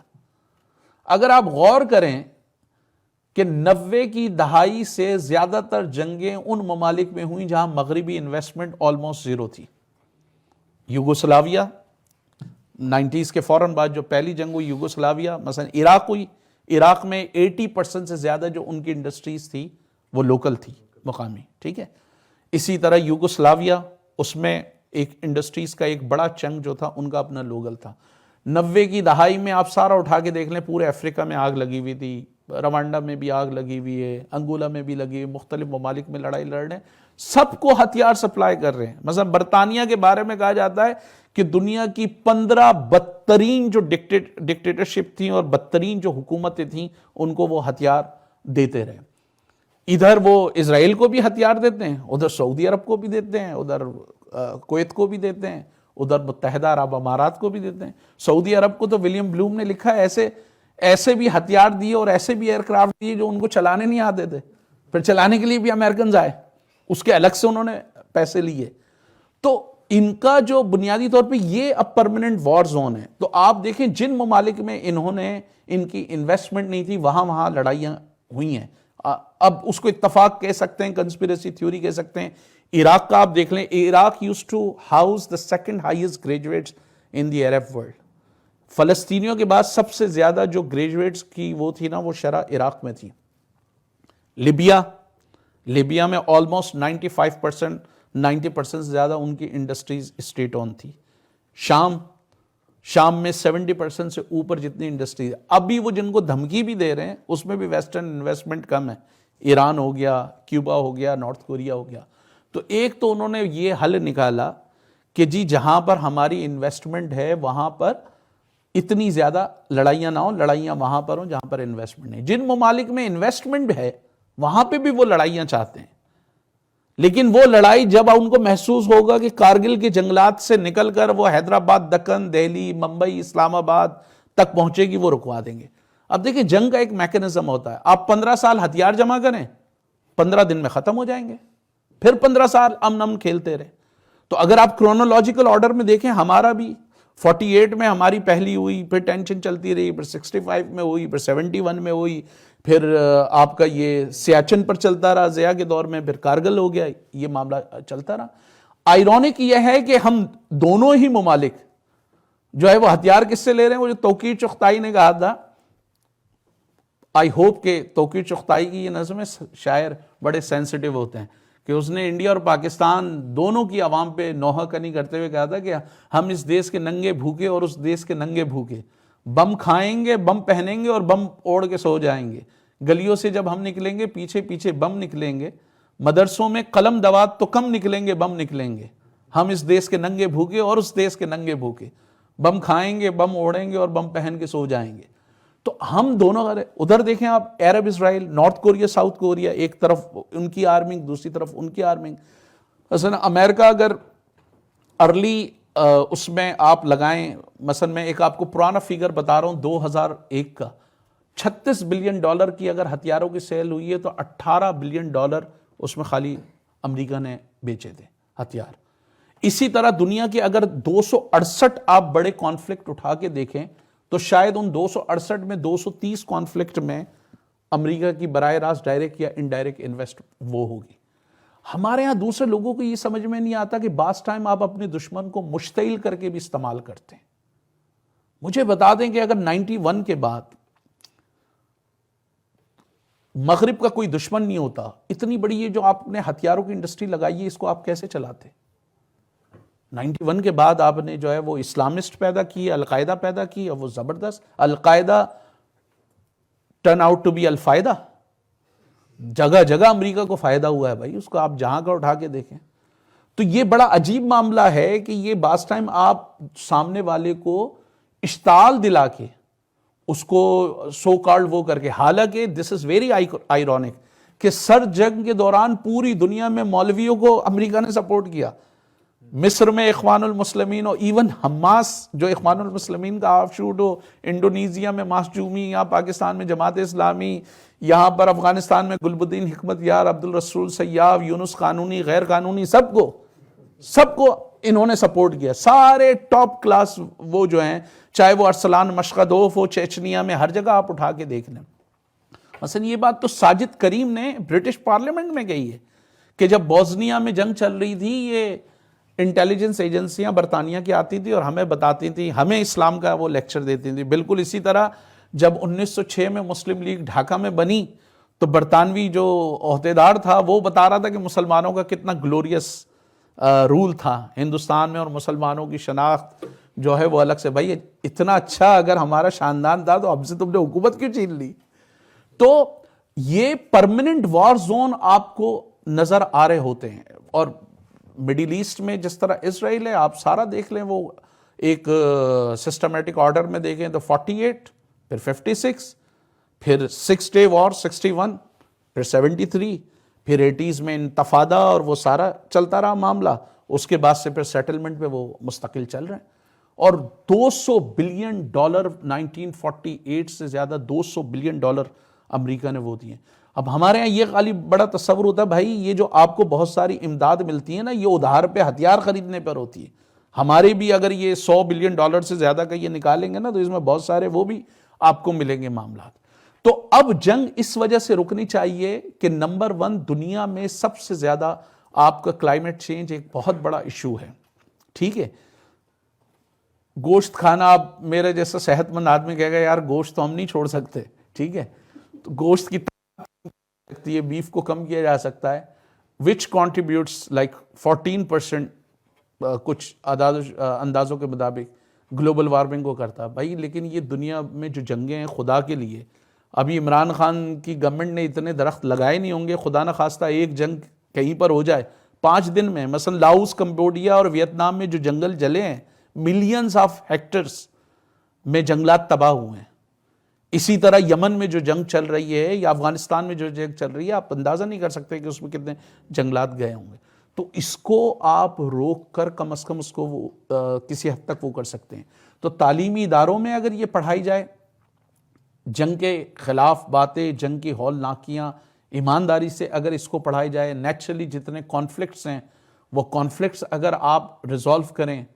دوسرا یہ کہ جب تک جنتا اس بات کی مانگ نہیں کرے گی, جب تک وہ اس بات کا مطالبہ نہیں کریں گے کہ ان کو زندگی کی بنیادی ضروریات میسر کی جائیں, جب تک یہ دباؤ نہیں ہوگا نا, کیونکہ دنیا جب حکومتوں کو عوام کی بنیادی ضروریات پوری کرنے کے لیے آپ ان کو پیسہ خرچ کرنا پڑے گا, تو ان کے پاس اتنا پیسہ نہیں بچے گا کہ یہ نان پروڈکٹیو اس پہ کریں. مثلا برطانیہ میں اب آپ یہ دیکھیں کہ کیونکہ یہ غیر پیداواری چیزوں پہ پیسہ لگا رہے ہیں, کئی ممالک میں سوشل ایشوز پیدا ہو رہے ہیں. مثلا برطانیہ میں کوئی یہ سوال نہیں کرتا کہ بھائی 70 کی دہائی سے لے کر ابھی تک آپ نے بڑے پیمانے پہ کاؤنسل ہاؤسز کیوں نہیں بنائے. کاؤنسل ہاؤسز وہاں پر ہوتے ہیں وہ جو سرکار کی طرف سے یا وہاں کی مقامی حکومتیں بناتی ہیں. اب اس کی وجہ سے سماجی طور پر کیا ہو رہا ہے, ان کاؤنسل ہاؤسز میں کوئی سوڈانی, کوئی افغانی, کوئی نیپالی, کوئی انڈین رکا ہوا ہے, تو وہ گورا مزدور کہتا ہے کہ یہ دیکھو یہ میرا حصہ کھا گیا, ہمیں رہنے کے لیے گھر نہیں ہے. اور یہ وہ اب گورا مزدور اور جو وہاں کا غیر مقامی ہے وہ مل کر یہ نہیں کہتا کہ بھائی یہ $200 بلین یہ تم ہتھیاروں پہ کیوں خرچ کر رہے ہو ٹرائیڈنٹ, اس میں تو شاید ممکنہ طور پہ 10 لاکھ گھر بن جائیں نئے. اب امریکہ میں بھی اگر کوئی اجرت ہے, کوئی گھر کا مسئلہ ہے, کوئی دوسرا مسئلہ ہے, تو وہاں امیگرینٹس, پورے یورپ میں آپ دیکھیں امیگرینٹس کا ایشو چل رہا ہے. کیوں؟ مقامی طور پر فیسلٹیز آپ کی کم ہو رہی ہیں, جو فیسلٹیز آپ نے کسی دور میں انقلاب کے خوف کی وجہ سے دی تھی وہ اب آپ فیسلٹیز واپس لے رہے ہیں. ڈیوڈ کیمرون نے ابھی 4-5 سال پہلے اس نے پارلیمنٹ میں کھڑے ہو گئے, یہ معذور لوگ کام نہیں کرتے. 60 اور 70 کی دہائی میں ڈیوڈ کیمرون کا باپ بھی یہ بات نہیں کہہ سکتا تھا کہ اتنی وہاں پر طاقتور مزدور تنظیمیں تھیں, وہ کہہ نہیں سکتا تھا کہ معذور لوگ کام کیوں نہیں کر سکتے. تو اب وہاں پر جو ہے وہ اس کی وجہ سے سوشل ایشوز آپ کے پیدا ہو رہے ہیں. جو ول ڈیوران نے کہا تھا کہ جہاں جہاں مزدور تحریکیں ناکام ہوتی ہیں وہاں یا تو فاشزم آتا ہے یا مذہبی بنیاد پرستی آتی ہے. یورپ میں کیونکہ مذہب اتنا اب طاقتور نہیں ہے, وہاں فاشزم آ رہا ہے. پاکستان, ہندوستان, ان ممالک میں مذہب ابھی تک طاقتور ہے, تو یہاں پر شیف سینا کی شکل میں اور جماعت یہاں پر دوسری تنظیموں کی شکل میں بجرنگ دل ہو گئے, ہماری اپنی جو تنظیمیں ہو گئیں, یہ جو ہمارے جو ہولی واریئرز جو گھوم رہے ہوتے ہیں, تو ہمارا اپنا معاملہ ہے. تو اس کی وجہ سے سوشل ایشوز ان سماجوں میں ہو رہے ہیں اور اس کی وجہ سے لڑائیاں زیادہ پیمانے پہ. دوسرا یہ کہ اب خدا نخواستہ رشیا کی اور یورپ کی کوئی لڑائی ہوئی, that would be very catastrophic. مثلا اگر 80 کی دہائی میں صرف امریکہ اور برطانیہ کے, امریکہ اور سوویت یونین کے پاس اتنے ہتھیار تھے کہ پوری دنیا کو وہ ایک سے زائد دفعہ مرتبہ تباہ کر سکتے تھے, تو اب آپ اندازہ کریں کہ کتنے لوگ ہلاک ہوں گے. خدا نخواستہ پاکستان اور ہندوستان میں کوئی اگر لڑائی ہو گئی تو نیوکلیر ونٹر سے ایسٹیمیٹ ہے کہ 1 ارب کے قریب انسان وہ ہوں گے. تو جب تک آپ کاؤنٹر نیریٹو نہیں دیں گے, جب تک آپ مخالف بیانیاں جنگوں کے خلاف نہیں دیں گے, اور یہ بیکار کی بات ہے کہ انسان ہمیشہ سے لڑاکو رہا ہے, بھائی ایسا نہیں ہے معاملہ. ایک بندہ اگر کسی بھی لالچ میں خودکش حملہ کرتا ہے یا کسی بھی لالچ میں کسی کو مار دیتا ہے, تو جب ایمبولینس ہاسپٹل جاتی ہے تو 2-2.5 ہزار لوگ بھائی خون دینے کے لیے بھی ریڈی ہوتے ہیں. ایسی معاملہ نہیں ہوتا ساری کہ انسان میں نیگیٹو وہ معاملات ہیں, لیکن ہمیں اور آپ کو نیگیٹو نفسیات اس لیے بتائی جاتی ہے کہ ان کے انٹرسٹ سرو ہوتے ہیں. تو یہ جو جنگ کی ہولناکیاں ہیں, اسپیشلی یوکرین میں چل رہا ہے, یہاں خدا نخواستہ مڈل ایسٹ میں جو چل رہا ہے, اگر یہ اسکیلیٹ ہوتا ہے, اس میں ایران کودتا ہے, حزب اللہ کودتا ہے, دوسرے ممالک کودتے ہیں, امریکہ کی فوجیں وہاں موجود ہیں, رشیا اگر کودتا ہے, تو that is going to be very catastrophic, بہت تباہ کن ہو سکتی ہے. اس لیے وہ جو ساحر نے کہا تھا نا کہ خون اپنا ہو یا پرایا ہو, نسل آدم کا خون ہے آخر, جنگ مشرق میں ہو کہ مغرب میں, امن عالم کا خون ہے آخر. ٹینک آگے بڑھیں کہ پیچھے ہٹیں, کوک دھرتی کی بانجھ ہوتی ہے, فتح کا جشن ہو یا ہار کا سوگ, زندگی میتوں پہ روتی ہے. اس لیے اے شریف انسانوں, جنگ ٹلتی رہے تو بہتر ہے, آپ اور ہم سبھی کے آنگن میں شمع جلتی رہے تو بہتر ہے. پھر اس نے ہم سے سوال کیا تھا, اسپیشلی ہندوستان اور پاکستان کے لوگوں سے, ویسے تو اس نے عالم انسانیت کو, لیکن یہ ہمارے برتری کے ثبوت کی خاطر خون بہانا ہی کیا ضروری ہے, گھر کی تاریکیاں مٹانے کو گھر جلانا ہی کیا ضروری ہے. جنگ کے اور بھی تو میدان ہیں, صرف میدان و کشت و خون نہیں, حاصل زندگی خیرت بھی ہے, حاصل زندگی جنوں ہی نہیں. اس لیے اے شریف انسانوں, جنگ ٹلتی رہے تو بہتر ہے. تو ہمیں یہ بات پیش نظر رکھنا چاہیے کہ جو مصطفیٰ زیدی نے کہا تھا کہ جنگ جب ہوگی تو کچھ نہیں بچے گا, کس سے فریاد کرو گے جو نہ ہوگی باہم, جوہری بم کی صدا اور صدائے گوتم, گھر کے چولہے سے اترتی ہوئی روٹی کی قسم, رزق اچھا ہے کہ یہ شعلہ بداما ایٹم, کہ یہ ایٹم بم اچھا ہے یا روٹی اچھی ہے, زندگی اچھی ہے. تو اس لیے ہمیں اپنے لوگوں کو جس سطح پر بھی ہم یہ کر سکیں اس میسج کو پہنچانا چاہیے, اور جنگ کی ہولناکیوں کو ہر سطح پہ ڈسکس کرنا چاہیے. بہت شکریہ سر.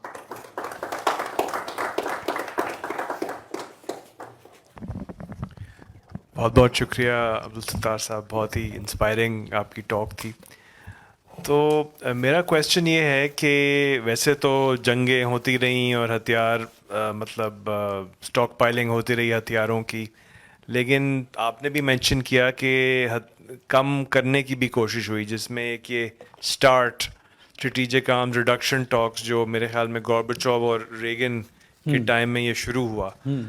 تو یہ کیونکہ اتنی انیوژل ایک چیز تھی, تو اس سے ہمیں کیا لیسن مل سکتا ہے کہ اس طرح کی چیز کس طرح شروع ہو سکتی ہے, کس طرح ہم اس ڈائریکشن میں جا سکتے ہیں جو اس ٹائم پہ جس طرح سے یہ شروع ہوا, کیا وہی چیز پھر سے ہو سکتی ہے؟ نہیں, میں یہ بات کرتا ہوں, ساری بات بیانیے کی ہے. مثلا امریکہ ویتنام کی جنگ جو ہے نا, جنگلوں میں نہیں ہارا ویتنام کے, امریکی کیمپسز میں ہارا ہے, یونیورسٹیز میں ہارا ہے. جب وہاں اسٹوڈنٹس نکلنا شروع ہوئے نا, پورے یورپ میں آپ سارٹ دیکھیں, برٹرنڈ رسل دیکھیں, یہ بڑے بڑے انٹلیکچوئلس نکلے ہیں. ہمارے یہاں کا انٹلیکچوئل یا انٹلیکچوئلز ان جنرل اب دنیا کے بہت سارے علاقوں میں ہائیلی ڈی پولیٹیسائز ہے. جی سیاست ہمارا کام نہیں ہے, اور وہ اس لیے ہے کہ جو ادب کی 2 تعریفیں ہیں, ادب کی ایک تعریف ہے آرٹ فار آرٹ سیک, جس میں آپ خوبصورت لفظ استعمال کریں کہ وہ جب چلے تو ستاروں کا ہم سفر بن کر نگاہوں سے بجلیاں ٹوٹ جائیں, پیکر گل میں جان پڑ جائے, وہ جب مسکرائے تو چمن کے پھول کے لوٹیں. ایک یہ لفاظی ہے نا خوبصورت آپ لفظ استعمال کریں. ایک ادب کی ڈیفینیشن ہے آرٹ فار لائف، ادب زندگی ہے، کہ آپ جو ہے وہ ادب is also a social responsibility.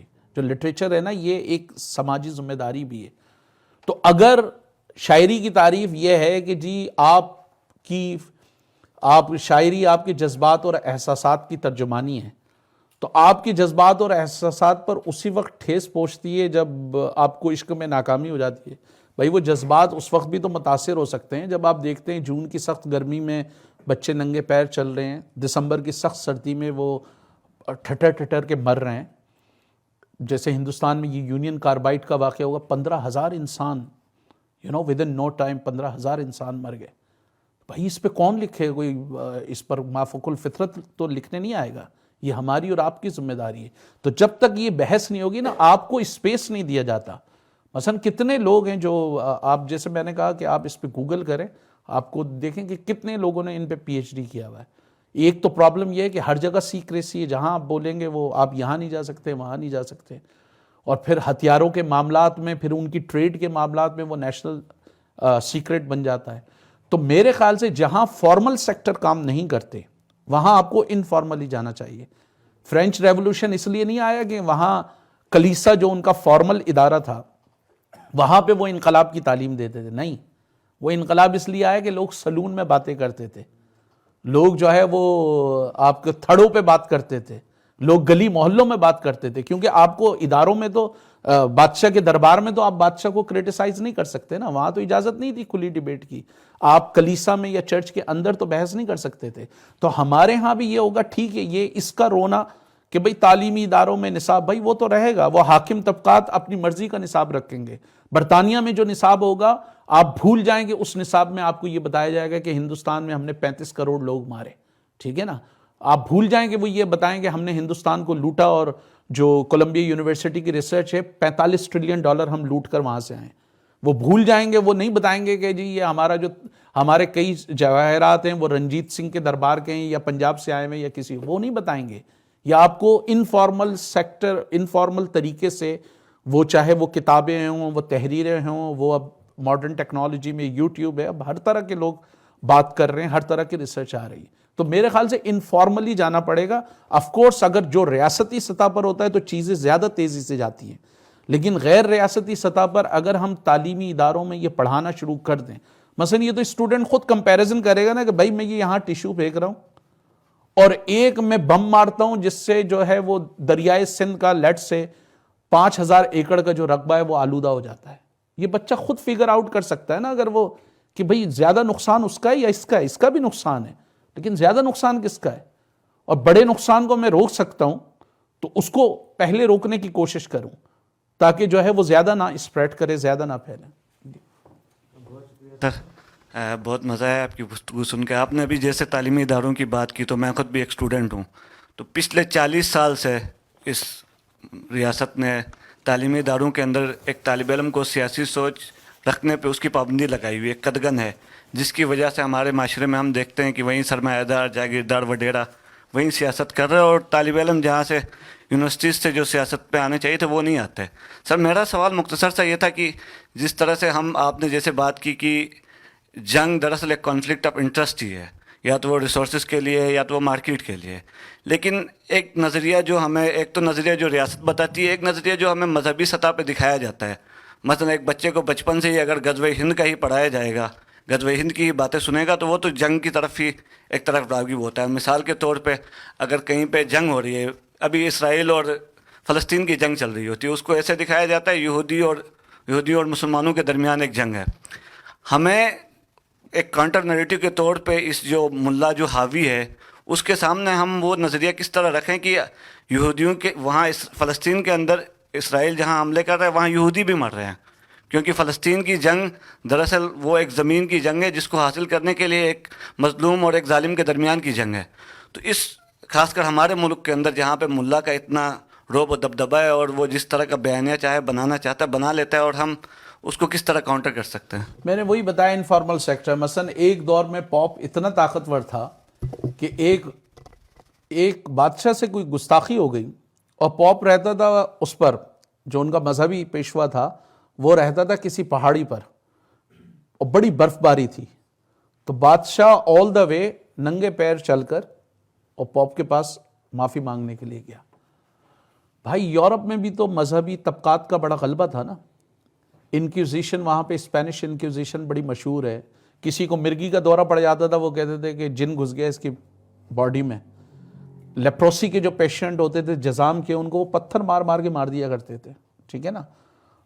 وہاں کیا ہوا؟ وہاں بھی وہ غلبہ ٹوٹا. آپ کو انفارملی ہی جانا پڑے گا. آپ یہ ایکسپیکٹ نہ کریں کہ اسٹیٹ یا ریاست اس کو کسی طرح کا کوئی کاؤنٹر نیریٹو دے گی یا کاؤنٹر بات کرے گی. آپ کو یہ خود ڈیولپ کرنا ہوگا. یہ ڈیولپ ہوگا گلی محلوں میں، تھڑوں میں، نجی محفلوں میں. اگر آپ اس کو نہیں کر سکتے تو یہ اسی طرح ڈیولپ ہوگا. جس طرح میں نے بتایا کہ فرانس میں کوئی آزادی تھوڑی تھی، لوگ اسی طرح سلون میں اور ادھر ادھر بیٹھ کے باتیں کیا کرتے تھے نا. چائے خانے پہ بیٹھ گئے، کہیں کافی شاپ پہ بیٹھ گئے، وہاں پہ گپ شپ کی. میسج دیکھیں تبدیلی کا کیا پروسیس ہوتا ہے. اگر 20 آپ دیکھیں کبھی پانی کو غور سے، پانی آپ 1 سینٹی گریڈ پہ گرم کریں، 2 پہ کریں، 3 پہ کریں، 4 پہ کریں، چیزوں میں پہلے کوانٹیٹیو چینج ہوتی ہے، عددی تبدیلی، پھر اس کی معیاری تبدیلی ہوتی ہے. اب پانی میں یہ جو ٹمپریچر بڑھ رہا ہے، دس از کوانٹیٹیو چینج. 100 پر جب وہ جائے گا تو پانی کا ذائقہ چینج ہو جائے گا. دس از کوالٹیٹیو چینج. سوسائٹی میں بھی اسی طرح چینج آتی ہے. اگر 5 بندے یہ بیٹھ کے سوچتے ہیں کہ یار ہر شخص کو پینے کا صاف پانی میسر ہو، روٹی کپڑا مکان میسر ہو، فری تعلیم ہو، کسی کو بھوک کی وجہ سے اپنا خون، اپنے گردے، اپنے بچے نہ بیچنے پڑ رہے ہوں، کوئی شخص فٹ پاتھ پہ نہ سو، وہ 5 لوگ اگر اپنے خیالات کا ابلاغ کرتے ہیں، 10 کو بتاتے ہیں، 10 200 کو بتاتے ہیں، 200 2000 کو بتاتے ہیں، یہ پروسیس آپ کو کرنا پڑے گا. اب یہ جتنی رفتار تیز ہوگی بتانے کی اتنی ہی وہ تبدیلی آئے گی. بھئی روسو نے جب یہ کہا تھا انسان آزاد پیدا ہوا ہے، بہت سارے لوگوں نے اس کا مذاق اڑایا ہوگا.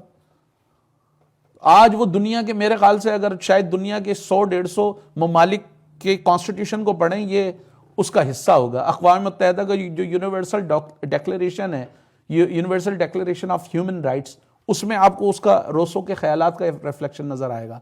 میرا یہ خیال ہے کہ اچھی بات خوشبو کی طرح ہوتی ہے اور وہ پھیلتی ہے. آپ جتنا کہیں گے، لاجیکلی بات کریں گے، کامن سینس کی بات کریں گے تو وہ جائے گی. ہمارے ہاں صرف یہ نہیں معاملہ، ہمارے ہاں یا پوری دنیا میں اگر یہ لوگ طاقتور ہیں، جو بھی دائیں بازو کی قوتیں، وہ اس وجہ سے کہ ان کے اداروں پہ قبضے ہیں. مثلا جس بی جے پی کو 70 کی دہائی میں 1 سیٹ نہیں ملی تھی، آج وہ ہندوستان کی سب سے بڑی جماعت ہے. بہت سارے اس کے عوامل ہوں گے. ایک میرے خیال سے فیکٹر یہ ہے کہ جس طرح یہاں پر بڑے پیمانے پہ مدارس کھولے گئے، اس طرح انہوں نے وہاں پر RSS، دنیا کی RSS کے بارے میں خیال کیا جاتا ہے کہ دنیا کی سب سے بڑی NGO ہے، کوئی 60 لاکھ اس کی ممبرشپ ہے، 6 ملین. RSS اور دوسری انتہا پسند ہندو تنظیموں نے بڑے پیمانے پہ آشرم کھولے. ان آشرم میں انہوں نے، لازم بات ہے غربت کی وجہ سے ان کو کھانا شانا بھی دیا اور نفرت کی تعلیم بھی دی. تو یہی ہوا. آپ جب تک، اب آپ کے پاس اتنا پیسہ نہیں ہے، آپ اس ادارے پہ نہیں کر سکتے، لیکن آپ کے اگر 4 دوست ہیں، آپ ان سے تو گپ لگا سکتے ہیں نا. ویسے بھی بیٹھ کے گپ لگاتے ہیں نا. آپ کسی کے 10 دوست ہیں، ان سے تو بات کر سکتے ہیں نا. تو یہ گریجول پروسیس ہوگا، اور یہ اٹ آل ڈیپینڈس کہ آپ کی کوانٹیٹیو چینج کتنی تیزی سے ہو رہی ہے. جتنی تیزی سے کوانٹیٹیو چینج ہوگی اتنی تیزی سے کوالٹیٹیو چینج ہوگی، معیاری تبدیلی ہوگی. تو یہ آپ کو I think you should not, مثلا مایوس ہونے کا بھی تو کوئی وہ نہیں ہے نا، کوئی اس کا فائدہ نہیں ہے. تو ون شوڈ بی آپٹیمسٹ. وہ کوشش کرے گا تو کچھ نہ کچھ انشاءاللہ ہوگا. سب سے پہلے تو میں بلیک ہول کو خراج تحسین پیش کرتا ہوں، جو مسلسل ایسے مختلف اہم مسائل پہ لوگوں کو شعور دینے کے لیے کام کرتا ہے. اس کے ساتھ ساتھ دوسرا میرا کوئی کوشچن نہیں ہے، چھوٹا سا میں جملہ ایڈ کرنا چاہتا ہوں. یہاں ہم غزہ اور اسرائیل کی بات کرتے ہیں، ساتھ ساتھ ہمارے یہاں آنگن میں جو بلوچستان کے اندر ہو رہا ہے، جو وہاں لوگوں کا اجتماعی قتل عام کیا جا رہا ہے، اس کو نہیں بھولنا چاہیے اور اس کو بھی پریزنٹ کیا جائے. اور اس طرح دیگر جو پریفریز کے جو مسائل ہیں، مثال کے طور پر گلگت بلتستان کے یا اس طرح کے آپ کے بلوچستان کے مسائل ہیں، ان کو بھی یہاں ایڈریس کیا جائے، کیونکہ پورا جناب والا نیشنل میڈیا نے ان کو بلیک آؤٹ کر گیا ہے. گلگت بلتستان کے खूबसूरत पहाड़, झीलें और वहाँ के मदनियात और वहाँ का कल्चर तो दिखाया जाता है, लेकिन वहाँ बसने वाले 75 सालों से ग़ुलामी की ज़िंदगी गुजारने वाले मज़लूम इंसानों का कोई ज़िंदा मसाइल, कोई टीवी चैनल, कोई रेडियो पे यहाँ नहीं सुनाया जा रहा है।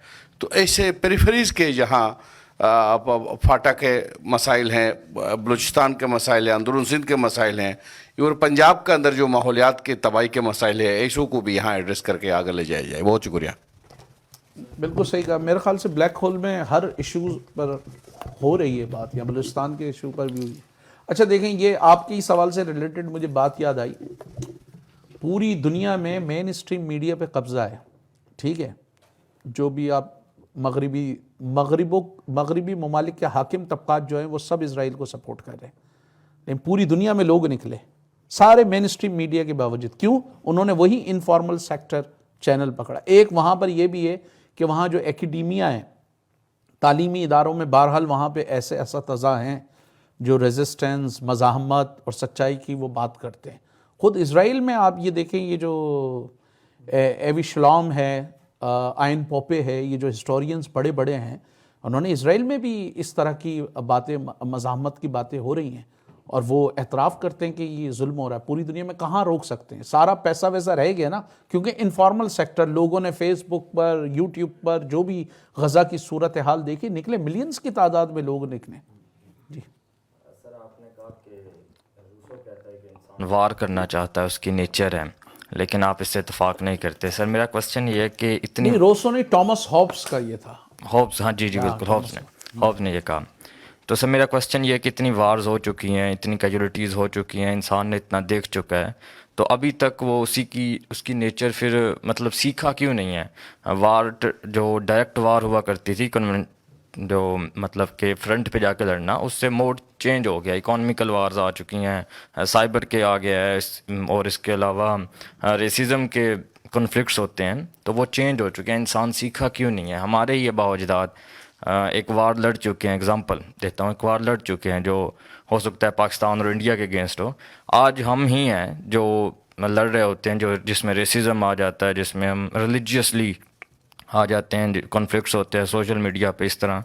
तो इंसान सीखा क्यों नहीं है अपने एक्सपीरियंस से? टॉइनबी ने एक जगह लिखा था, history has a lesson for those who want to learn, not for those who want to remain adamant. उसने कहा तारीख़ उन लोगों के लिए जो सीखना चाहते हैं, जो हट धर्म रहना चाहते हैं, उनके लिए। मेरा ख्याल है कि देखें, अगेन मैं वो बात कहूँगा कि असल मसला अबलाग का है। यार बरतानिया और फ्रांस में 100 ईयर्स वॉर हुई है, can you imagine? Second world war में सारे मुतहर्रिब कौन थे? सारे यूरोप के ही ममालिक थे ना। आज आप एक शेंगन वीज़ा लेके 29 ममालिक में ऐसे ही घूमते रहें। अब ये बड़ा कोइंसिडेंस है कि यूरोप ने खुद तो अमन कायम कर लिया, बकिया पूरी दुनिया में पड़ोसी से लड़ रहा है। चीन और ताइवान है, चीन और जापान है, ठीक है। उधर जो है वो इसराइल और अरब वर्ल्ड लड़ रहा है, यहाँ इंडिया और पाकिस्तान लड़ रहा है, और उधर यमन और वो सऊदी अरब का चल रहा है मामला, और उनका चल रहा है। तो ये दूसरा मामला ना, देखें मेरा ख्याल है कि इसमें बहुत सारे मटीरियल फैक्टर्स हैं जो मादी अवामिल, उनको नज़रअंदाज नहीं कर सकते। दुनिया में अगर एक शहर में 200 नौकरियां हों और 2000 बंदे हों, वहां लड़ाई होगी या नहीं होगी? और एक शहर में 4000 नौकरियां और 400 बंदों, वहां कोई होगी लड़ाई? लड़ाई की जो एक बड़ी वजह होती है ना, वो किल्लत होती है, चीज़ों की किल्लत। और किल्लत हमेशा किल्लत में मामला होता है। आपके सामने किल्लत की हमेशा वैल्यू होती है। आपके सामने सोना और हीरा पड़ा है, आप हीरा उठाएंगे, वो किल्लत में। सोना और चांदी है, सोना उठाएंगे। चांदी और लोहा है तो चांदी उठाएंगे। तो मसला ये है कि किल्लत को जब तक आप ख़त्म नहीं करेंगे, ये नहीं होगा। ये मुमकिन नहीं है कि आपके सामने 50 खाने की डिशेस रखी हों और आप खाने के लिए लड़ रहे हो। लड़ाई जब होगी जब 50 रोटियां और 250 बंदा खाने वाला हो, उसमें आप एक दूसरे के, भले वो 250 सगे भाई हों, एक दूसरे गले काटेंगे। तो पूरी तारीख़ आलम इंसानियत में लड़ाई इस वजह से होती थी कि चीज़ों की किल्लत होती थी। अब चीज़ों की किल्लत नहीं है, अब आपने मसनूई किल्लत पैदा की हुई है। 1 बिलियन टन खाना सालाना ज़ाया होता है, can you imagine? 1 billion ton. एक तरफ एक 5 स्टार होटल में एक बंदा बैठा हुआ है, उसके पास 56 डिशेस खाने की हैं, तो 26 ڈشز جو ہیں وہ ڈیزرٹ ہیں. اسی 5 اسٹار ہوٹل کے باہر جو ہے ایک بچہ روٹی کے ایک ٹکڑے کے لیے سسک کے مر رہا ہے. ایک طرف امریکہ ساؤتھ پیسیفک اوشن میں ہزاروں ٹن گندم بہا دیتا ہے کہ انسانوں کو نہ ملے یا زیادہ ہے. دوسری طرف سوڈان میں، صومالیہ میں، ایتھوپیا میں آپ کو انسانوں کے ڈھانچے نظر آ رہے ہوتے ہیں جہاں لٹرلی گدھ انتظار کر رہا ہوتا ہے کہ یہ بچہ مرے تو میں اس کا گوشت کھاؤں. ایک طرف عراق میں 5 لاکھ بچے دودھ نہ ہونے کی وجہ سے مر جاتے ہیں، دوسری طرف برطانیہ اپنے ندی اور نالوں میں ہزاروں ٹن لیٹر دودھ بہا دیتا ہے. تو آپ کا مسئلہ اکنامک ایشو ہے. آپ کے پاس آج اتنا کھانا ہے، آپ کے پاس اتنے ذرائع ہیں کہ کوئی بھوکا نہ رہے. اور یہ کوئی میں ہوا میں بات نہیں کر رہا. $50 بلین UNDP کہتی ہے کہ $50 بلین میں آپ دنیا کے 150 ممالک کو primary health care, primary education, sanitation اور پانی دے سکتے ہیں. $50 بلین اور $2000 بلین خالی آپ ہتھیاروں میں لگا رہے ہیں. $8 ٹریلین وار اور ٹیرر سے اب تک لگ چکا ہے. 1945 سے لے کے 2000 تک آپ نے $16 ٹریلین لگا دیے. $5 بلین میں پورے افریقہ سے آپ ایبسولوٹ پاورٹی ختم کر سکتے ہیں. $5 بلین میں. It's a matter of priorities. یہ پرائیورٹیز ہے کیونکہ تعلیم، صحت، پینے کا صاف پانی یہ آپ کی ترجیحات نہیں ہیں، یہ دنیا کی ترجیحات نہیں ہیں. ورنہ یہ کوئی مسئلہ نہیں ہے. آج دنیا میں جب آپ ہر بندے کو روٹی ملے گی، ہر بندے کو ایک ڈیسنٹ ہاؤسنگ ملے گی، ہر بندے کو روزگار ملے گا، کون لڑے گا پھر؟ مجھے بتائیں نا ایک ایسے شہر میں مثلا کبھی آپ نے سوچا ہے کہ کینیڈا میں اگر قتل کا آپ فگر اٹھائیں تو شاید 30-40 سال میں ہو سکتا ہے 15-20-25 دہشت گردانہ واقعات سے ہٹ کر وہاں پہ اب دہشت گردانہ واقعات ہوئے ہیں. جرائم کی شرح کیوں کم ہے؟ یا فن لینڈ میں، سویڈن میں، ڈنمارک میں کمپیریٹیولی جرائم کی شرح کیوں کم ہے؟ اس لیے جو بچہ دودھ پیتا ہے نا وہ بھی ریاست دیتی ہے. بچہ اسکول جانے لگتا ہے، والدین کو پیسہ مل رہا ہوتا ہے اس کا. صحت آپ کی فری ہے، تعلیم فری ہے. اسی برطانیہ میں مجرموں کا جمعہ بازار ہوتا تھا. اتنے کرمنلز ہوتے تھے کہ انہیں نیوزی لینڈ، آسٹریلیا، کینیڈا اور امریکہ ٹرانسپورٹ کرنا پڑا. ہوتے تھے نا. عمرہ نے لکھا ہے کہ جب ہم نکلتے ہیں تو وہ جمع غفیر ہوتا ہے بھکاریوں کا اور جو سارے کرمنلز ہوتے ہیں. تو اصل معاملہ آپ کی دولت کی منصفانہ تقسیم ہے. دولت کی منصفانہ تقسیم کریں گے تو یہ معاملات ختم ہوں گے. جی السلام علیکم sir. My name is Muhammad Abrar. Sir the lecture was very helpful. جس طرح آپ نے sir facts and figure share کیے بتا دیے. سر اب میرا کویسچن یہ ہے کہ انڈیویجولی جس طرح آپ نے وار کی بات کی، مطلب جو جنگ کے خلاف ہے نا کہ کورس میں اس کو مطلب یہ پڑھایا جائے، لیکن سر میں نے سنا ہے نا کہ انسان جو ہے بائی نیچر پیسفل ہیں، لیکن اس کا جو انوائرمنٹ ہے، اس کا جو ماحول ہے وہ اسے مطلب جنگجو یا اس طرح بنا دیتا ہے نا. سر اگر کورس میں مطلب اس کو جنگ کے خلاف مطلب جو چیزیں اس کو نہ پڑھایا جائے، اور سر جس طرح ہم مطلب دیکھتے ہیں نا کہ سر جو بچے ہوتے ہیں وہ سر وہ ایسی مووی دیکھتے ہیں جس میں فائٹنگ ہو اور جس طرح جنگجو ہو، جس طرح اسی طرح ہوتے ہیں نا. ٹھیک ہے سر. انڈیویجولی تو اس طرح مطلب اس پہ ہم رکوا سکتے ہیں نا جنگ کے، لیکن سر اگر ہم انٹرنیشنلی دیکھیں سر، جس طرح آپ نے کہا کہ سر بلین آف کیجوالٹیز ہوئی، سر بلین آف فائنینشلی لاس ہو گیا، سر نیچرل ریسورسز بھی لاس ہو گیا. اب سر جس طرح ورلڈ وار میں ہوا، ورلڈ وار 2 میں ہوا، جس کی وجہ سے سر لیگ آف نیشن جہاں وہ بھی ناکام ہو گیا. سر اگر ابھی جو ریسنٹ وار یوکرین کا بھی ہوا، جو غزہ میں ابھی فلسطین میں جا رہا ہے، سر اس کی روک تھام کے لیے سر یونائٹڈ نیشن بنے. ٹھیک ہے، اس کا صرف مین یہی کردار تھا. لیکن سر اگر ابھی ہم UN کی پر دیکھیں، اس پہ مطلب یہ سوالات اٹھ سکتے ہیں کہ وہ اس کا بھی جو کردار تھا، جو اس کا رول تھا، انہوں نے ادا نہیں کیا. ابھی ریزولوشن پاس ہوئی لیکن اس پہ کام نہیں ہوا. سر تو اب اس کے بارے کیا مطلب کہنا چاہتے ہو؟ کیا رائے کہ سر اس میں یہ ریفارم کیا جائے، یا اس کی جو ویٹو پاور ہے سر، جس طرح US بھی ان فیور میں، اسرائیل کے ان فیور میں تھا، تو اس پہ ریزولوشن پہ کام نہیں ہوا، یا سر جنگ بھی نہیں ابھی سر جو سٹاپ ہوا ہیومینیٹیرین بیس پہ، اور اس بیس پہ کہ مطلب ہم جو کہہ دیے جو ہاسٹیجز ہے وہ دیں گے تو یہ ایک دن رکے گا، دوسرے دن اس طرح رکے گا. سر تو اس کے بارے میں سر آپ کا کیا رائے ہے؟ مطلب انٹرنیشنل لیول سر، انڈیویجول سر تو ہم یہ کورس میں پڑھا سکتے ہیں، لیکن انٹرنیشنل لیول پر سر اس کو کیسے روکا جائے؟ سر جتنا بھی نقصانات ہوئے سر، جس طرح یورپ نے، آپ نے سر جس طرح کہا کہ ہسٹری سے جو سیکھتے ہیں نا، یورپ میں جس طرح 100 سال جنگی ہوئے، لیکن انہوں نے ہسٹری سے سیکھا کہ انہوں نے جو نقصانات دیکھے، لیکن ادھر وہ سر جنگ نہیں ہو. جنگوں میں مجھے ایک بات بڑی اچھی لگتی تھی کہ بھئی چنگیز خان ہے وہ فرنٹ پہ لڑتا تھا، فرنٹ پہ ہلاکو خان ہے فرنٹ پہ لڑتا تھا. ایک تو اگر ہم یہ کرتے ہیں نا کہ جتنے بھی بھائی جنگیں ہوں گی تو جتنے بھی جرنلز ہیں یس سر. یہ مثلا عجیب معاملہ ہے کہ سیکنڈ ورلڈ وار سے لے کر کوئی 7 کروڑ سیکنڈ ورلڈ وار میں لوگ مرے, اس میں بمشکل ہی کوئی جرنل آپ کو ملے گا. تو ایک تو یہ اگر مینڈیٹری ہو جائے نا کہ وہ جی فرنٹ پہ لڑے گا اور میرے خیال سے وہ ڈویل کر لے, ایک لڑ لے, بجائے اس کے کتنے سارے لوگوں کو, تو بھائی امریکہ کا ایک جنرل لڑ لے اور اس کو کسی رشین جنرل سے آپس میں لڑائیاں کر لیں. تو یہ بڑا آئرونک ہے کہ بھئی وہ ایک تو شاید یہ ہو جائے پھر وہ, اور دوسرا یہ ہے کہ اگر یہ پابندی لگا دی جائے کہ ہاں جی جنگ ہوگی ٹھیک ہے, اگر برطانیہ کوئی جنگ کرنا چاہ رہا ہے, فرانس کوئی جنگ کرنا چاہ رہا ہے, تو ان کے جتنے ایم پیز ہیں وہ ان کے بچے سب سے پہلے جائیں فرنٹ لائن میں, ٹھیک ہے, جتنے بڑے بڑے یہ سرمایہ دار ہیں ان کے بچے جائیں. پوری دنیا میں فوجوں کی جو کمپوزیشن ہوتی ہے, سپاہی تو بیچارے غریب طبقات کے ہوتے ہیں نا, تو وہ نیچے سے جاتے ہیں, ان کو کیا فکر ہے. دیکھیں اصل معاملہ یہاں بھی نیریٹو کا ہے. آپ کے ہاں عالمی سطح پر کیا ہوتا ہے, عالمی سطح پر لوگ ہارورڈ سے, لنڈن بزنس اسکول سے پڑھ کے آ جاتے ہیں, پھر وہ آپ کو بتا رہے ہوتے ہیں جی ریاست کا کام جو ہے وہ بزنس کرنا نہیں ہوتا. اچھا اگر آپ ان سے پوچھیں آپ کو کسی ایسی ریاست کو آپ نے پڑھا ہے کہ جہاں پر ریاست نے بزنس کیا ہو اور ترقی بھی کی ہو, تو ان کا جواب نہیں ہوگا, کچھ نہیں پتا ہوگا. مثلا پاکستان کے 2-4 فائننس منسٹر کا میں انٹرویو کر چکا ہوں, اور میں نے جب ان سے پوچھا کبھی آپ نے میں نے صرف یہ سوال کر لیا, میں نے کہا جب 1930 کی دہائی میں پوری دنیا میں ڈپریشن آیا ہوا تھا, سوویت یونین میں کیوں نہیں آیا تھا ڈپریشن؟ وہاں تو کوئی اسٹاک ایکسچینج نہیں تھی, کوئی پرائیویٹ کمپنی نہیں تھی.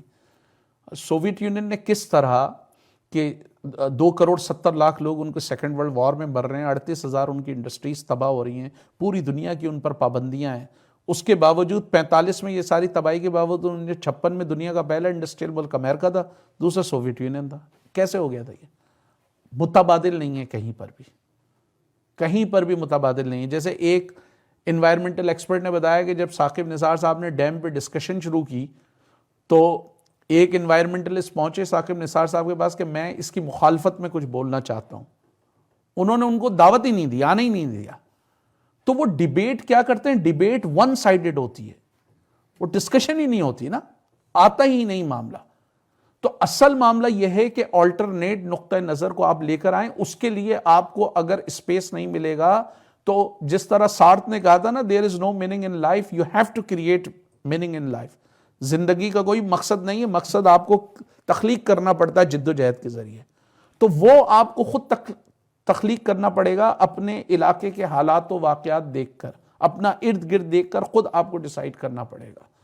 تو عالمی سطح پر بھی یہی ہے کہ سارے بڑے ادارے ہیں, مثلا یہ سعیدہ وارثی نے برٹش پارلیمنٹ میں کہا کہ 6 سے 7% جو امیر لوگ ہیں جو بڑے بڑے آکسفورڈ اور کیمبرج میں پڑھتے ہیں, 67% سے زیادہ وہ لوگ میڈیا میں بھی وہی آتے ہیں, سیاست میں بھی وہی آتے ہیں, بزنس میں بھی وہی آتے ہیں, ٹیکنوکریٹس بھی وہی بنتے ہیں, ہر جگہ وہ چھائے ہوئے.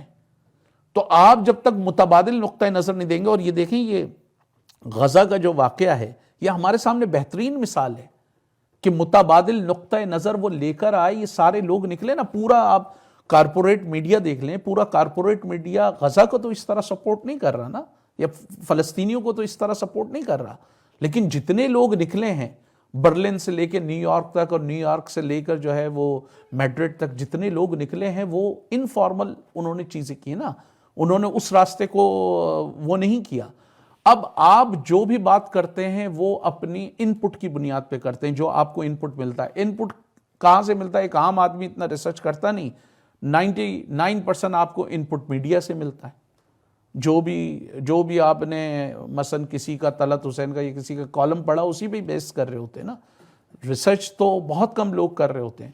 تو آپ کو جو ہے وہ اپنی جگہ خود کریٹ کرنی پڑے گی, اور دنیا میں ایسا نہیں ہوا, دنیا میں متعدد دفعہ ایسا ہوا بھی ہے پبلک پریشر. مثال کے طور پہ عراق جنگ میں جو مظاہرے ہوئے, اس جنگ کی وجہ سے ٹھیک ہے وہ جنگ نہیں رکی, لیکن آپ کو پتا ہے کہ شام پر بھی جس طرح عراق پہ حملہ کیا تھا اسی بنیاد پر وہ شام پہ بھی حملہ کرنا چاہتے تھے, نہیں کر پائے حملہ, انہیں دوسرا راستہ اختیار کرنا پڑا, اس طرح حملہ نہیں کر پائے. تو اثر ہوتا ہے, بعض ٹائم ہمیں نظر نہیں آتا, لیکن جد و جہد کا بہرحال تھوڑا بہت اثر ہوتا ہے. اسی طرح یہ جو جیسے سالٹ کی ہم نے بات کی, یہ جو معاہدے ہوئے ہتھیاروں کو کم کرنے کی دنیا بھر میں ناقدوں نے, فلم سازوں نے اس پر لکھا, اور وہ ریگن کو جب ایک بریفنگ میں بتایا گیا کہ بھئی آپ کی سوویت یونین سے لڑائی ہوگی تو یہ صورتحال بنے گی, ریگن سو نہیں پایا تھا. حالانکہ وہ ایک رائٹ ونگ کا آدمی, جنگ اور اس کا آدمی, اس اسٹار وار شروع کرنے والا آدمی, تو مثلا ایک طریقے سے پاگل ہو گیا کہ یار یہ صورتحال ہوگی. اب ہمیں کیا ہے, ہمیں رومنٹسائزیشن سکھائی جاتی ہے کہ جنگ سے بڑی, ہمیں ایسے محبت سکھائی جاتی ہے کہ پتہ نہیں جنگ سے کیا ہوگا. او بھائی جنگ نے ہمیشہ تباہ کاریاں ہی آپ کو دی ہیں, انسانی معاشرے کو پھینکا ہے پیچھے کی طرف.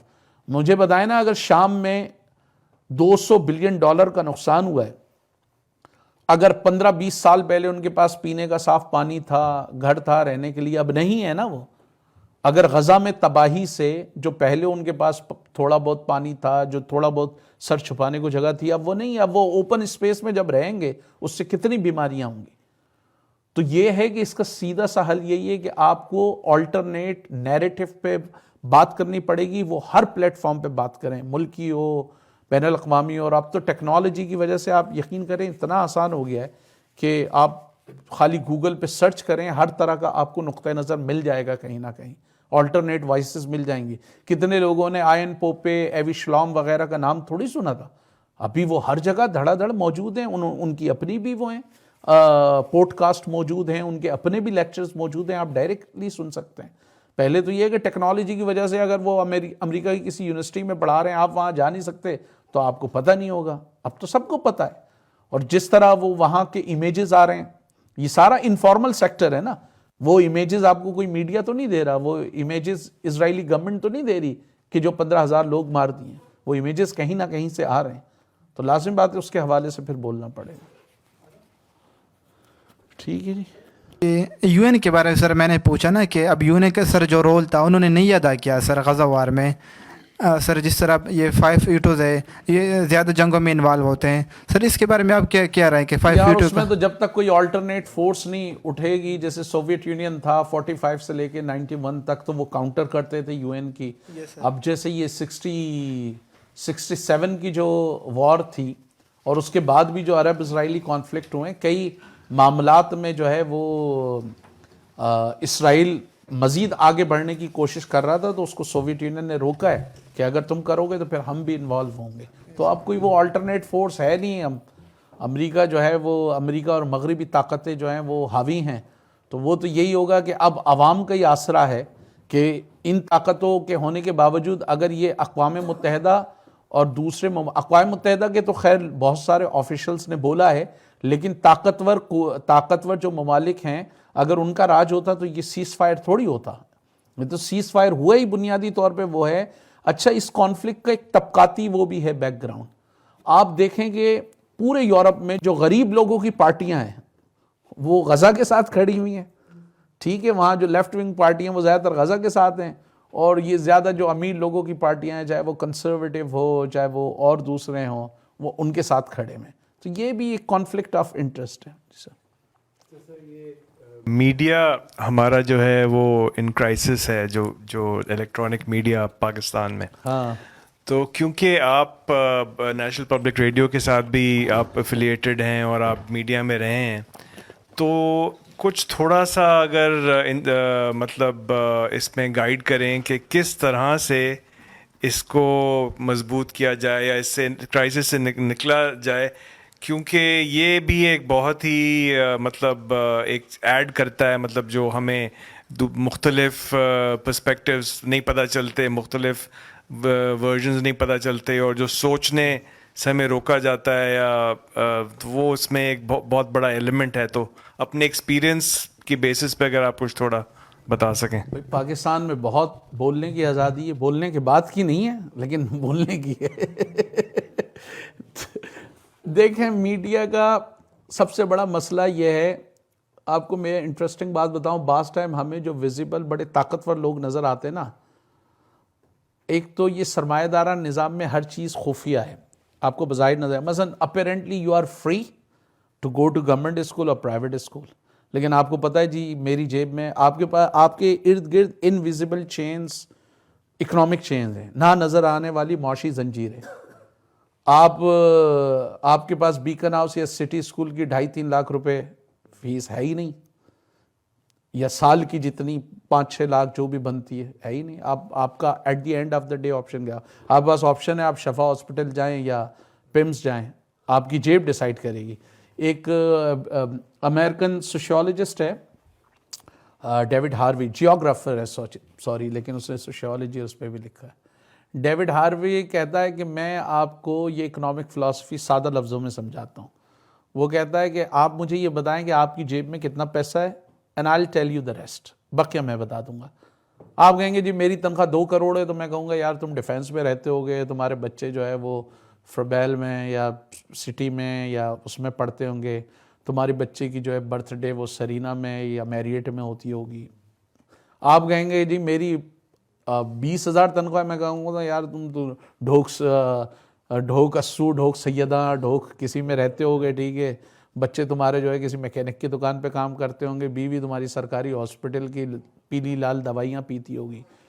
تو یہ بڑا پرابلم. میں آپ کو بڑی انٹرسٹنگ بات بتاؤں، بعض ٹائم میں نے article powerful elements of the state پر بھی تنقید کی، وہ چھپ گئے، ٹھیک ہے. اور آپ میڈیا کی کنسٹرین دیکھیں، آپ یا میں میڈیا والوں، ہم دندناتے ہوئے گھس جائیں گے پولی کلینک میں، ہم دندناتے ہوئے گھس جائیں گے پمز میں، ہم شفا ہاسپٹل کی بیریئر سے بھی نہیں گزر سکتے، ہم آغا خان میں قدم نہیں رکھ سکتے جہاں پہ لاشیں روک لیتے ہیں لٹرلی. آپ پیسے نہ دیں وہ لاشیں روک لیں گے. تو یہ جو معاشی زنجیر ہے نا انویزیبل، یہ بڑی خطرناک ہے. لوگوں کو بنیادی طور پہ جو آپ کو تنقیدی سوچ ہوتی ہے وہ آپ کو یہی سکھا رہی ہوتی ہے کہ آپ ان کو، ایک میں سیدھی سی بات بتا دوں، ہر شخص روتا ہے یہ کھا گیا قومی خزانے کو، اسٹیل مل کھا گیا، یہ کھا گیا.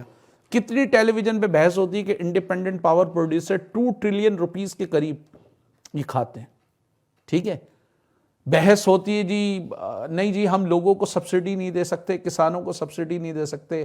$17 بلین سے زیادہ ہم اس ملک کے امیر لوگوں کو سبسڈیز دے رہے ہیں، جس میں یہ آپ کی ٹیکسٹائل کی مافیا، اسٹاک ایکسچینج کی مافیا، آپ کی کار امپورٹ لابی، آپ کی فلاں لابی، یہ سب ہر گورنمنٹ دے رہی ہے، چاہے وہ عمران خان ہو، نواز شریف ہو، کوئی سی بھی گورنمنٹ آتی ہے وہ ان کو دیتی ہے. اس پر کوئی سوال نہیں ہوتا. سبسڈی پیسہ کس سے ختم کر رہے ہیں آپ؟